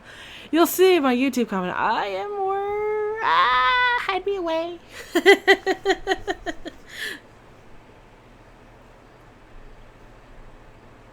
Impossible! If only it were, sire. This succubus is dangerous, but would be a great asset to have should we agree to this arrangement. The only reason she cannot faze you, my lord, is because you are the strongest demon in the plains. Is this supposed to change my mind? Yes, my lord. You are doing a terrible job at convincing me. My apologies, sire. I was lost. I could tell that they were talking about Diana, but why? Father. I quickly turned my head to see another demon who looked like a mere child, staring at the demon's commander on the throne. Father? Raystrout. Have you finished your training? Yes, Father. Then what do you want? I want to be with my brothers the rest of the day, Father. The demon commander walked to the young demon and gripped his hair, picking him up off of the ground and forcing him to look up at his snarl. The young demon, however, looked unfazed. Arrogance. Why should I allow you to be with them?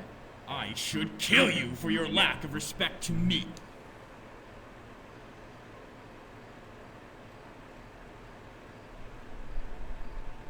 Because I want to be with them, Father.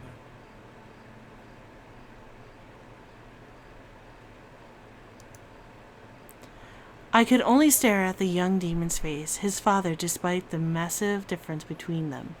The young demon seemed weaker and easy to kill versus the demon commander. Why would this man kill his son, though?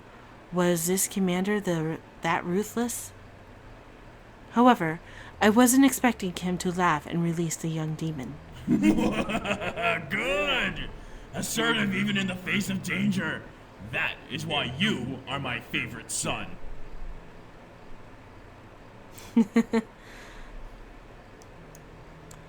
I could only stare wide-eyed at the commander place his hands on the demon's shoulder. Very well. Go. Tomorrow, you will show me your training. The little demon grinned widely before running off. I have a thought. Yes, my lord? How old is this daughter? As old as your 5th, sire. Do you believe this proposal is worth it? Yes, sire. Tell those insects that they are safe for now. I will consider their offer. Sire, are you certain? Did I stutter? Now go! The demon servant quickly ran off, but as soon as he passed the pillar I was hiding behind, he along with the commander vanished into the thin air. What did happen? What had happened? I didn't get the time to try to figure that out before a demon who looked around my age walked into the room reading a book. Is that... Raestrow, your nose is stuck in those books. Will you not lift your head up from them once in a while? Huh? That voice. I circled around the pillar to see a second demon leaning against another pillar and smirking at Raestrow. Aren't you supposed to be with your mother practicing the harpsichord? I am, but I had a feeling that you were in danger. In danger? What are you... Attack!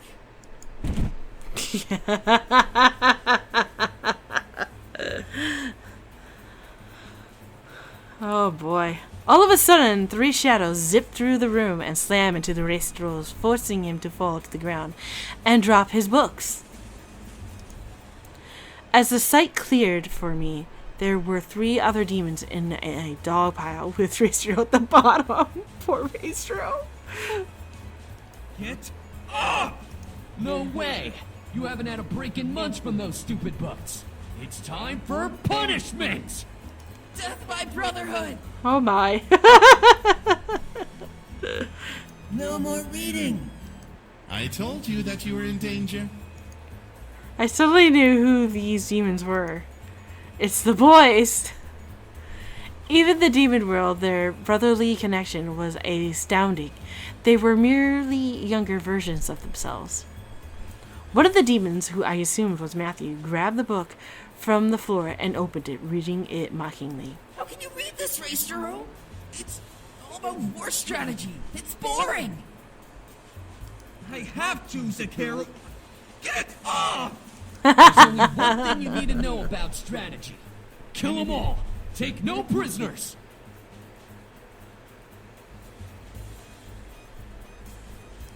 You sound just like father. I couldn't help but giggle. It was cute to see them acting childish with each other.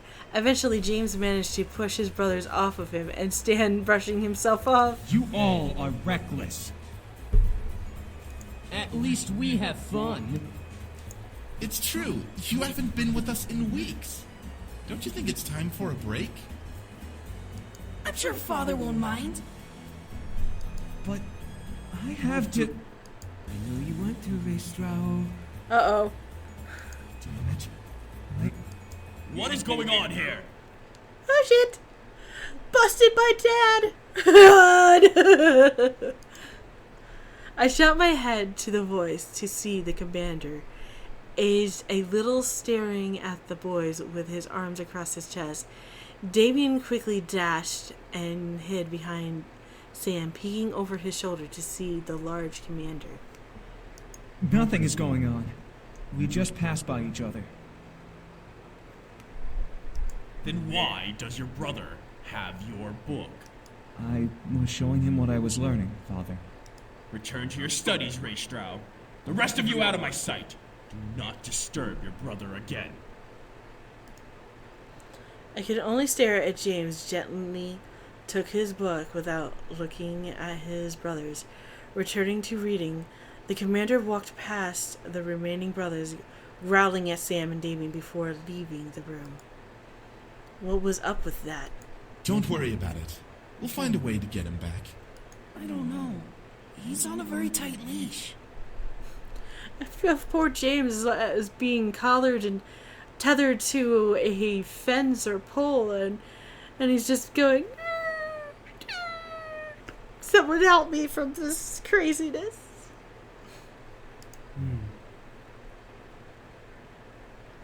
Ezra, you're quiet. What did you hear? He's going to a negotiation meeting. He's going to arrange a marriage. A marriage? For who? It must be for one of us. He hasn't decided who will marry her. It's a girl from a kingdom he wants to take over. But that's uncharacteristic of him. Usually he'd just attack with the army. Whatever the case is, one of us is getting married. Uh-oh. I hope it isn't me. What about Maestro? He's the eldest. It would make sense, but having a succubus marrying one of us means that she'll be practically married to all of us. Oh boy. Well, what should we do? Before the conversation could continue, the boys vanished into air, fading into different colored mists. They were replaced by an older Damien and Matthew sitting with each other in the middle of the throne room. Do you think we should? I really want to. I want to as well. Still, it'll be hard to convince Racero, since he's the one about to be married. He's the favorite. Look at those bare chests! Woo! We don't know that, Zakeru. Maybe she's set to marry you. Oh boy.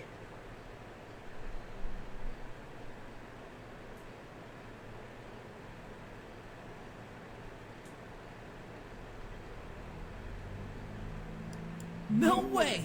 I don't want to get married. I don't think you'll have a problem with that baby face of yours.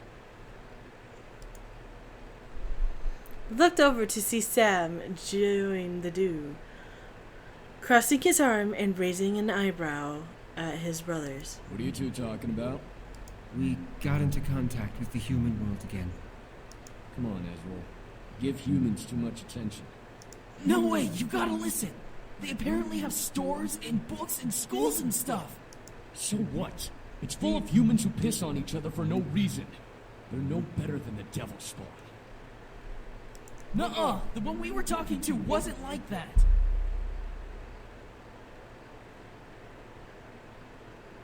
How do you know, Zakeru? Because I do! What is going on here? Woo! So, we got a Sam, we got a Damien, we got a James, and we got a Matthew. Woo! Soon we're probably gonna get an Eric. They want to go to the human world.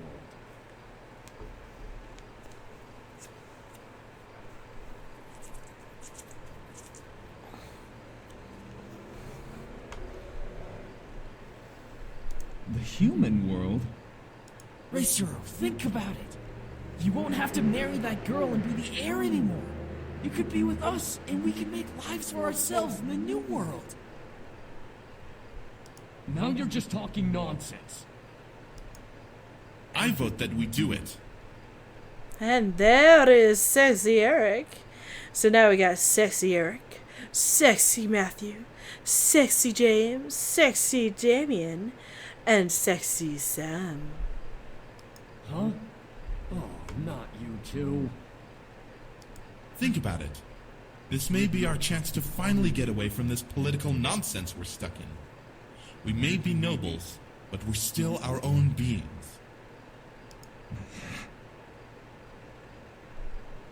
Ristro is in. What? Azrael? Whoa! So how do we get there? Are you kidding me? You don't even know how we'd get there. A simple spell should work, but it would require someone from the human world to help us get there. We can ask him. Oh, he'd definitely help us. I'm not so sure about... Restra, aren't you tired of pleasing Father all of the time? I am, but... If you stay, you'll be married off and become ruler of Father's kingdom. You'll have no time for yourself or with us, and you'll be constantly at war with the other realms for power. You'll most likely turn into the spitting image of Father. What he's saying is get your head out of your ass and let's go.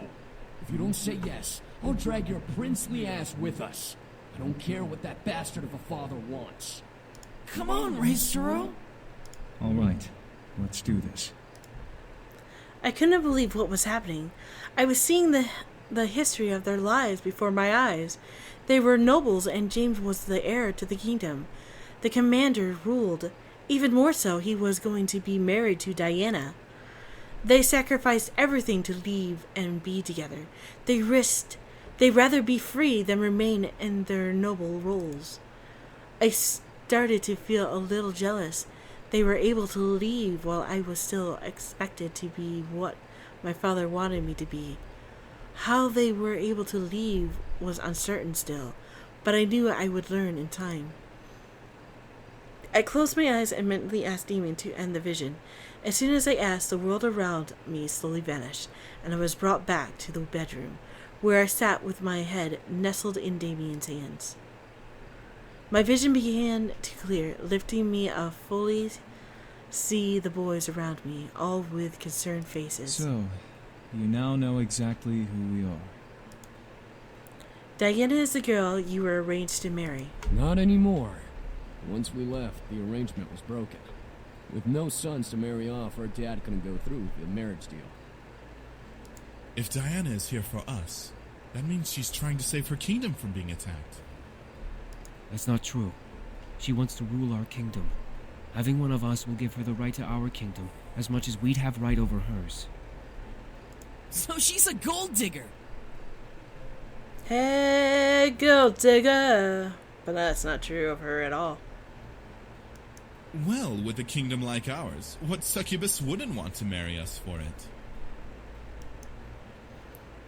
It all made sense. She wanted them so that she could finally take over in an opposing kingdom.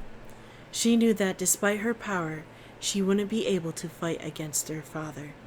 So she had to find another way in. That manipulative...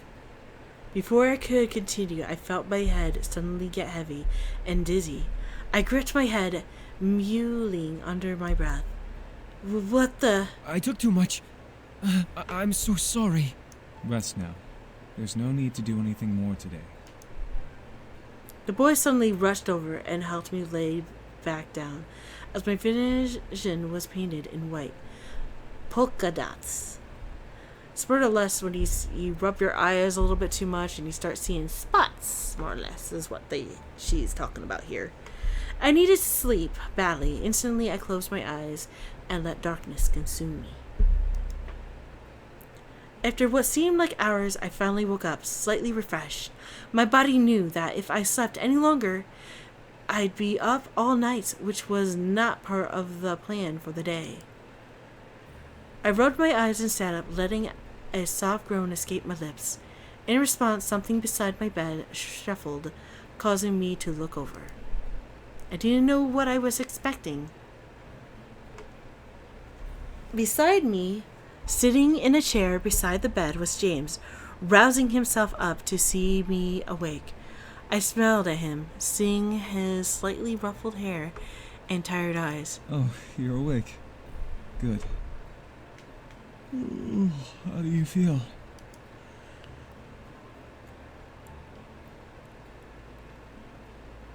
We'll go with better. James nodded before he gently reached over and ran his hand through my hair, examining my face with soft sadness. I'm sorry this is all happening to you. I really wish there was something I could do to fix all of this. It's okay, monkey lover. James, it's not your fault. No, if we never came, then you'd never be targeted by either Malix or Diana. I quickly reached over and put my finger on his lips, stopping him from going any further. I didn't want to hear anymore. James, it's okay. I wanted to help you out. I offered to let you all stay. Nothing is your fault. I gently moved my hand and cupped James's cheeks, staring at him with concern. I didn't want him to hold guilt in his mind about this whole ordeal. Diana was desperate, and she'd hunt anyone from them. Anyone for them. It wasn't his fault. She was desperate enough to hunt them down. However, I was curious. So, James, you're a demon prince? James then twirled a strand of my hair around his finger, staring at me. Yes, I am. I was. Was? I was a demon prince when I lived in the Abyssal Plains. I didn't enjoy a single minute of being the heir. The only moments I truly enjoyed were when I was with my brothers. Thus, I left with them to come here. What was it like while you were there? Well, other than consistent studying and training to be a resilient leader and all-around ruthless lord, it was bland. I never truly knew what freedom was until I was excused from my sessions. James looked to me with a thoughtful look.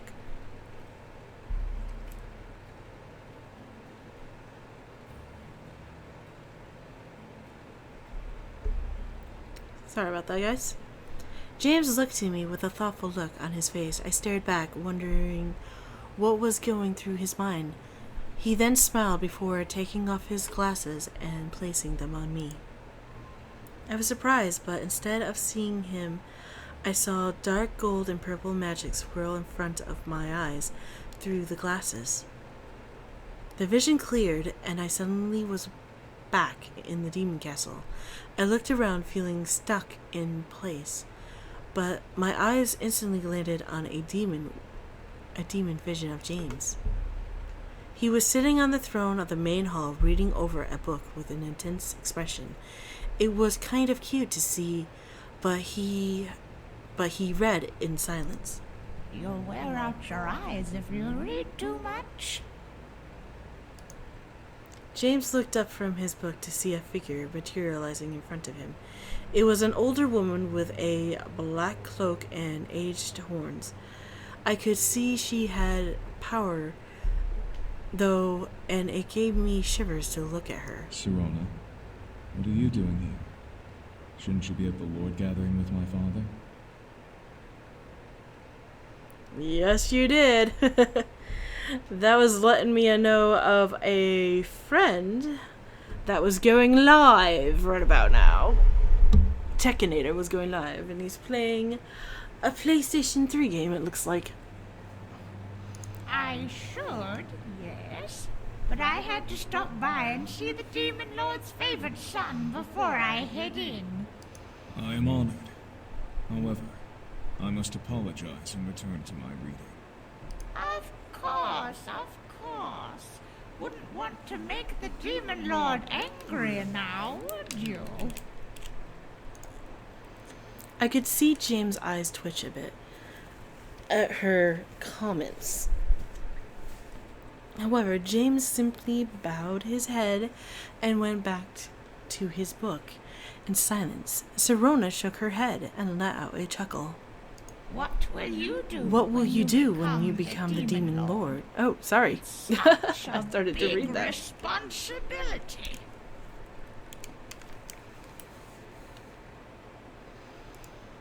James looked up once again, confused at the question. Sirona simply smiled and began to walk away. Think about that. James and I watched her walk away, both of us with the same surprise and confusion expression. I looked back to James to see him press his lips together and stare at the floor. Anyone could tell that he was lost, unsure of how to even answer to himself. It was strange to see him in a form of weakness, jostled at a simple question that was more than it appeared. It's gonna be for another... This one's gonna be for another 10 minutes, and I'm gonna be switching over to a different game. Just to let you guys know. James closed his eyes and closed the book on his lap. It was then that I noticed the tired circles under his eyes. He had been working himself to the bone with his training and reading. When was the last time he slept? I could feel James in the real world gently slide the glasses from my face and place them back on his. It took me a second to recenter my vision, but I then looked to James, who smiled at me.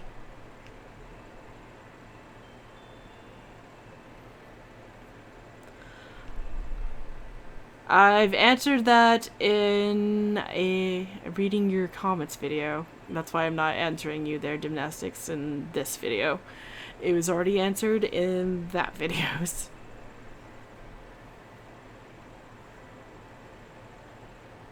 It was then that I decided to find my brothers. Little did I know that they were wanting me to come on a trip that would make me leave my entire realm to be in a new world. I stared up at him, surprised, before bringing my head gently back onto his cheeks and running a thumb softly under his eye. He looked healthier and a lot less tired than when I saw him in the vision. Something about that made me happy. James gently leaned into my hand, closing his eyes and relaxing. He then slightly smiled, trying to joke. So, how does it feel to hold the affections of an ex-demon prince? I stared, feeling my cheeks glow red in surprise and embarrassment, but I smiled and giggled slightly, running my thumb back and forth along his cheeks, gently. That's okay. I have to say, I'm flattered to think you ran away from that life. I've answered that in there. But I will answer it this once and only time in this stream right now. I have done so many Seduce Me stories. I want to take a break from it. I want to play other games. I want you guys to come back for those. And I will eventually come back to the Seduce Me series. But I would like to play other games and not be so stuck in one series. I want to keep going. I want to feel... This game is so super fun. So super fun. And I believe you... And it is free. The very first series of it. And you guys can check it out. And Steam, it is a free game. If you can't wait for me to come back and read the story again. But I will come back to it. I just want to play other games. That's all. James frowned, making me stop moving my thumb as he stared at me. I can promise you, that was no life to live. But it was your home. A home is where you can be yourself, not tied to your duty. James gently ran his hand along my cheek, gingerly outlining the edge of my eye and ear with his thumb. Home is where all I have to do is care about the ones close to me. James, you may touch this sexy butt. You may touch this sexy butt, this fluffy butt. I'm starting to think should be yours. Oh! James smiled and gently leaned in.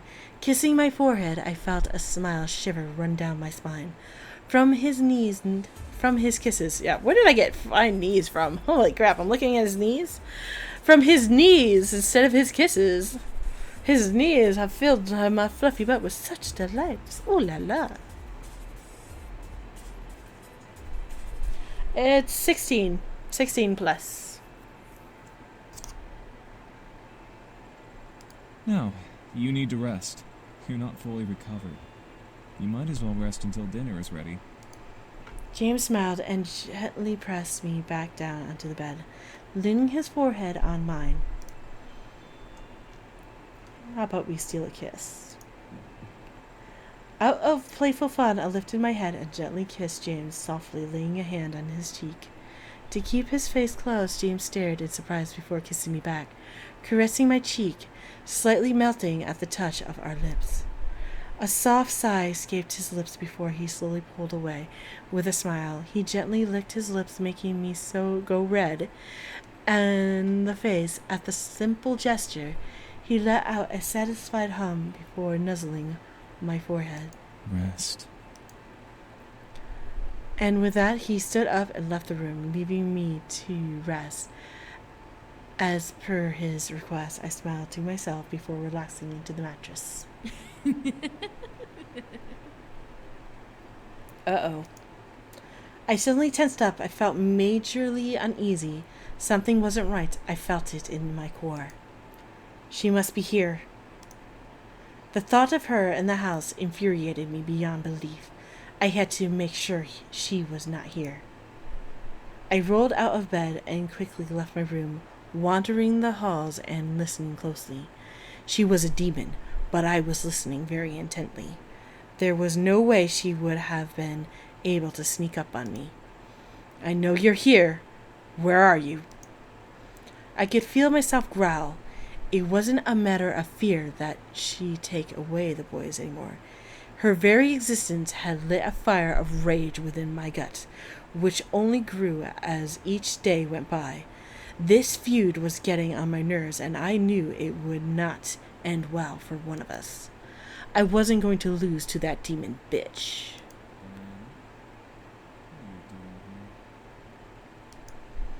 My heart stopped. Diana was with James. My mind flew into slow motion, playing fake images of Diana, trying to seduce James in my head to further fan the angry flames inside of me. Instinctively followed James' voice and approached the study. The door was open just a crack, wide enough to peek in without being noticed. I peeked inside to see James by the bookshelf with Diana in one of the armchairs, looking to him. Silly man, why do you think I'm here? To be fairly honest, I don't really care. I'm hurt, wounded, truly. You don't care that I came to this pathetic little world just for you? I'm sorry, let me make this clear. You are not welcome here, so I suggest leaving. Is that any way to speak to your fiancé? Diana wasn't his fiancé anymore. Why was she speaking as if the arrangement was still going on? Our arrangement was broken when I left the Abyssal Plains. You are no longer my fiancé.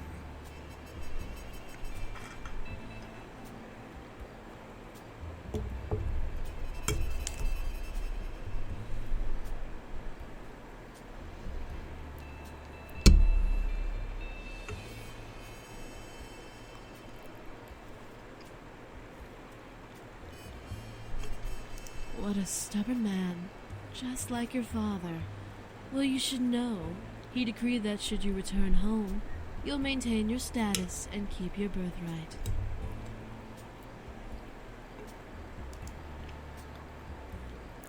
James would be the heir again. Why? I don't want it. You don't want it? You'd give up the... I said I don't want my damned birthright. What birthright? It's imprisonment, a life sentence. Am I not allowed to be selfish for once in my lifetime? It's your reason for your birth. Do you not realize what you have? I could feel James' anger emanating from the crack in the door. Fighting with Diana's tension, Diana and James were both matched, staring each other down.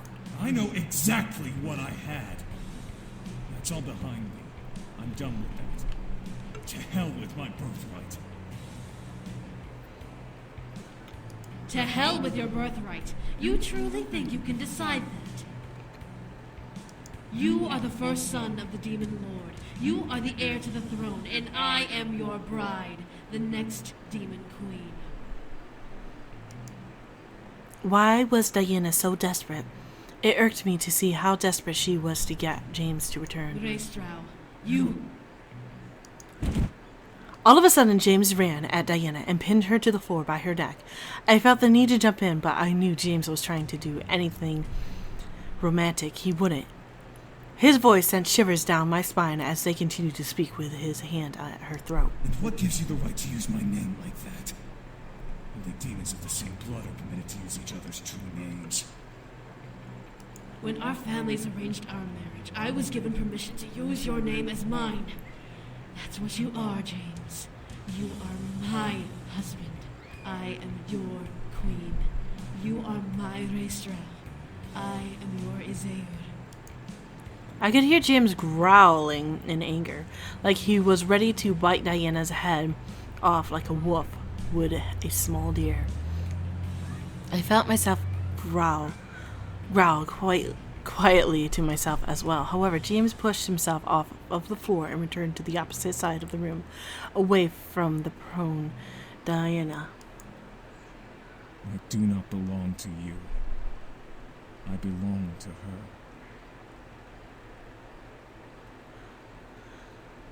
Woo! He belongs to this fluffy ass.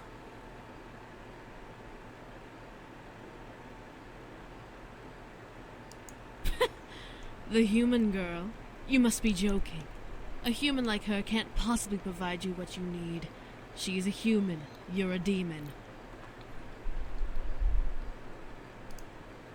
I felt the urge to storm in and shut her mouth. It would give away my position, but I was growing extremely tired of Diana.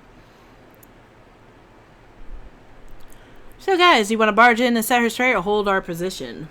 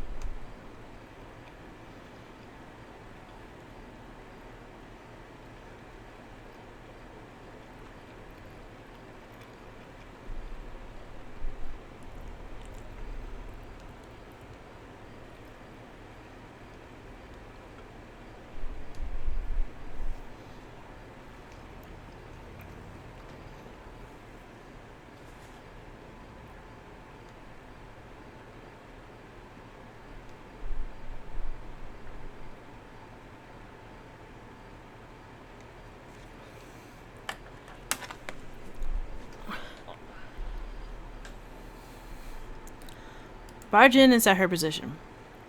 I decided to be assertive and quickly stepped into the room, throwing the door to the study wide open.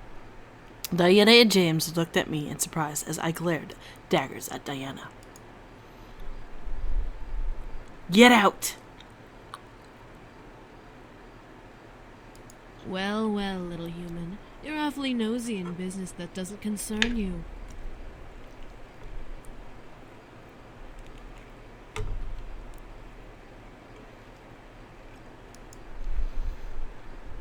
It does concern me. Does it? I don't think a human would understand the importance of this affair. You're asking him to leave to be someone he doesn't want to be. That's not going to happen. Oh? And what makes you so sure about that?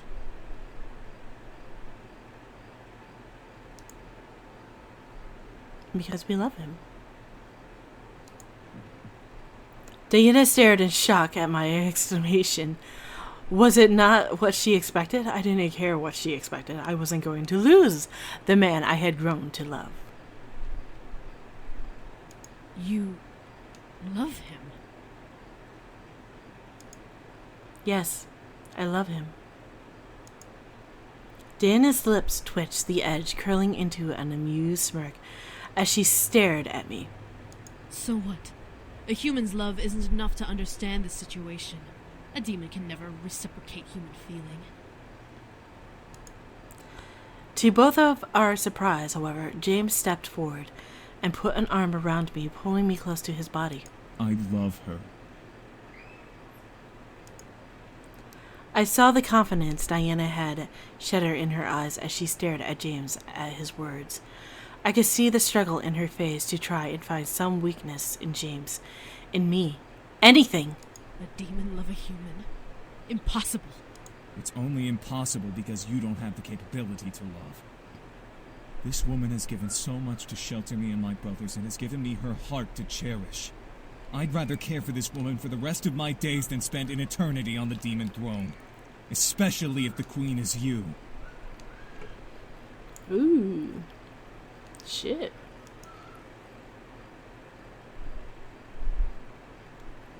Ah. Whoop. Diana took a step back, physically feeling the sting of James's words in her chest. She had lost. I could see it in her eyes. Sorry, great kids. I went with barge. I went with gymnastics barge there. Then I followed suit after that. Diana's eyes grew dull as she glared at me, and James. It seemed almost uncharacteristic of her, yet it was something I wasn't surprised to see come from her face. Very well. Fine. Valet. And with that, Diana faded into the ground, into a purple pentagram, crossing her arms, almost looking upset. James and I were then left alone, left with the silence of the room. I finally let out the air I was unconsciously holding in my chest. Relaxing from the ordeal, James stepped to me and held me gently, surprising me. Are you okay? I nodded in response, unable to speak so intimately. After being surprised, James let out a sigh, relaxing in the embrace. I gently placed my hands around him, returning the embrace slightly. I could hear James' heartbeat. He held me close in his arms, and I felt safe beyond words. I wasn't lying, you know.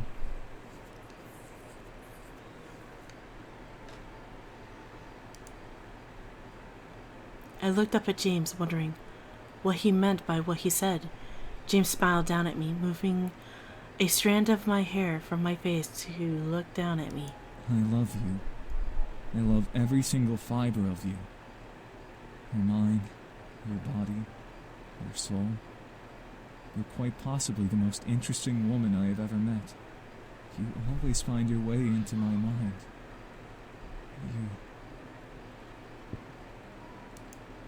I stared wide-eyed, blushing like a maniac.